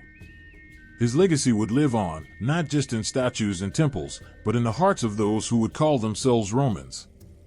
He had not journeyed, struggled, and sacrificed in vain. This future would be his monument, more eternal than any statue or tomb. In his quietest thoughts, Aeneas could almost hear the laughter and see the faces of the people who would live in the city that his lineage would one day build. He could feel the pulse of life in streets yet unpaved, the bustle of markets, the grand temples, and the vibrant gatherings of families. Rome would be a place where people shared stories, celebrated victories, and mourned losses together. It would be a city that thrived, not only because of its strength, but because of its soul, a soul that Aeneas had fought to preserve. Through every trial he had endured, Aeneas had learned that true greatness required sacrifice. He had given up the life he once knew, walked through fire, and faced countless heartaches. And as he prepared for the next steps in his life, he felt a sense of peace, knowing that his legacy would endure. This was more than a victory, it was a promise fulfilled, a hope realized, and a future secured for the people he loved. The journey from Troy to Italy had been painful and arduous, but now it was no longer just his story. It was the story of Rome, and it would continue long after his own life faded. His descendants would rise to honor his sacrifices, to carry forward his courage and wisdom, transforming his dreams into a powerful and enduring reality. The torch of Troy would burn brightly, carried forward by a people who would never forget the price their ancestors had paid. And at every corner of Rome, his spirit would live on, whispered in the prayers of its citizens, remembered in the hearts of its leaders, and celebrated as long as Rome stood proud and unyielding. Aeneas's name echoes through the ages, carrying with it a legacy of courage, sacrifice, and the timeless weight of destiny. He is not only a character in ancient stories, but a figure whose spirit seemed to blend myth and reality. A hero so deeply woven into the identity of Rome that his story feels like a heartbeat within its very stones. In the tales of his journey from the ashes of Troy to the shores of Italy, he represents everything Rome aspired to be: resilient, honorable, and deeply bound to the will of the gods. As much as Aeneas was a man on a journey, he was also the beginning of Rome's story, a story that lives on in Roman culture, literature, and the souls of its people. For centuries, Aeneas has been remembered as the ultimate survivor, a hero who, even after losing everything, found a reason to keep moving forward. And this strength, this relentless spirit, became a symbol for the Roman people. Every citizen of Rome could look back to Aeneas and see a part of themselves in his struggles and triumphs. He became a beacon, a figure who taught that duty to family, to country, and to the gods could shape not only a life but a legacy that reaches beyond the confines of one's lifetime. In Aeneas's story, Romans found an eternal reminder of their origins, a hero who led by example, showing that true strength lies in unwavering commitment to a purpose greater than oneself. But the impact of Aeneas went beyond his legend as a founder. In literature and art, his story became a rich tapestry that poets, sculptors, and storytellers would draw from for generations. The epic tale of Aeneas, immortalized by Virgil in the Aeneid, not only celebrated the hero's deeds, but also captured the essence of Roman ideals. Virgil's words did more than retell history, they brought Aeneas's emotions, his sacrifices, and his dreams into the hearts of every reader. In the verses of the Aeneid, people found not only an adventure but a guide, a moral compass that spoke of endurance, piety, and the resolve to honor one's roots while striving toward a brighter future. As his legend grew, Aeneas became more than just a character, he became part of Rome's identity. His journey was celebrated not just as a tale of survival but as an allegory of Rome itself, a city that rose from humble beginnings to become a beacon of civilization. The Romans saw in Aeneas their own struggles, their own hopes, and their own faith in a destiny that had been shaped by the gods. His character offered the Romans the sense of pride, not only in their heritage but in the divine purpose that they believed lay behind the founding of their city. Aeneas's loyalty to his destiny echoed through the halls of Roman temples and the hearts of its citizens, teaching them that their path, like his, was one marked by sacrifice, duty, and an unwavering belief in their future.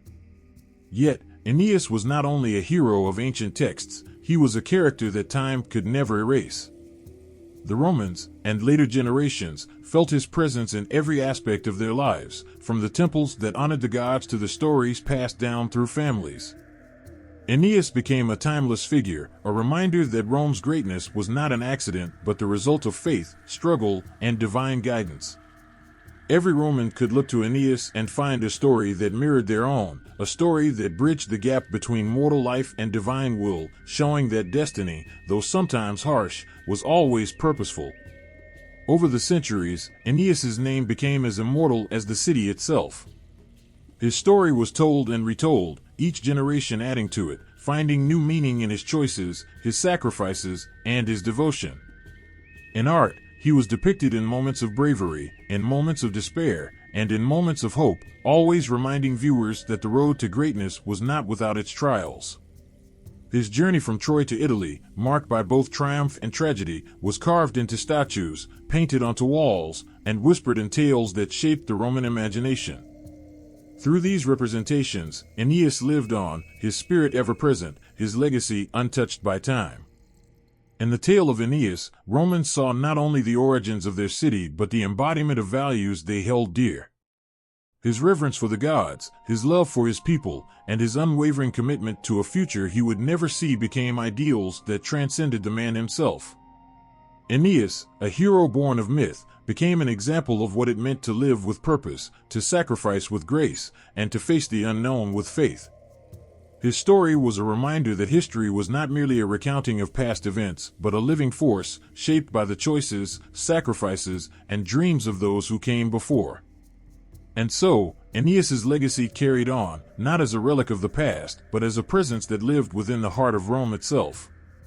Through his myth, Romans found an anchor, a reminder of their origins, and a guide for their future. In Aeneas, they saw the embodiment of resilience and the promise of a destiny fulfilled, a destiny that would see Rome rise, not just as a city but as an empire, a beacon of civilization and a testament to the enduring power of purpose, courage, and faith.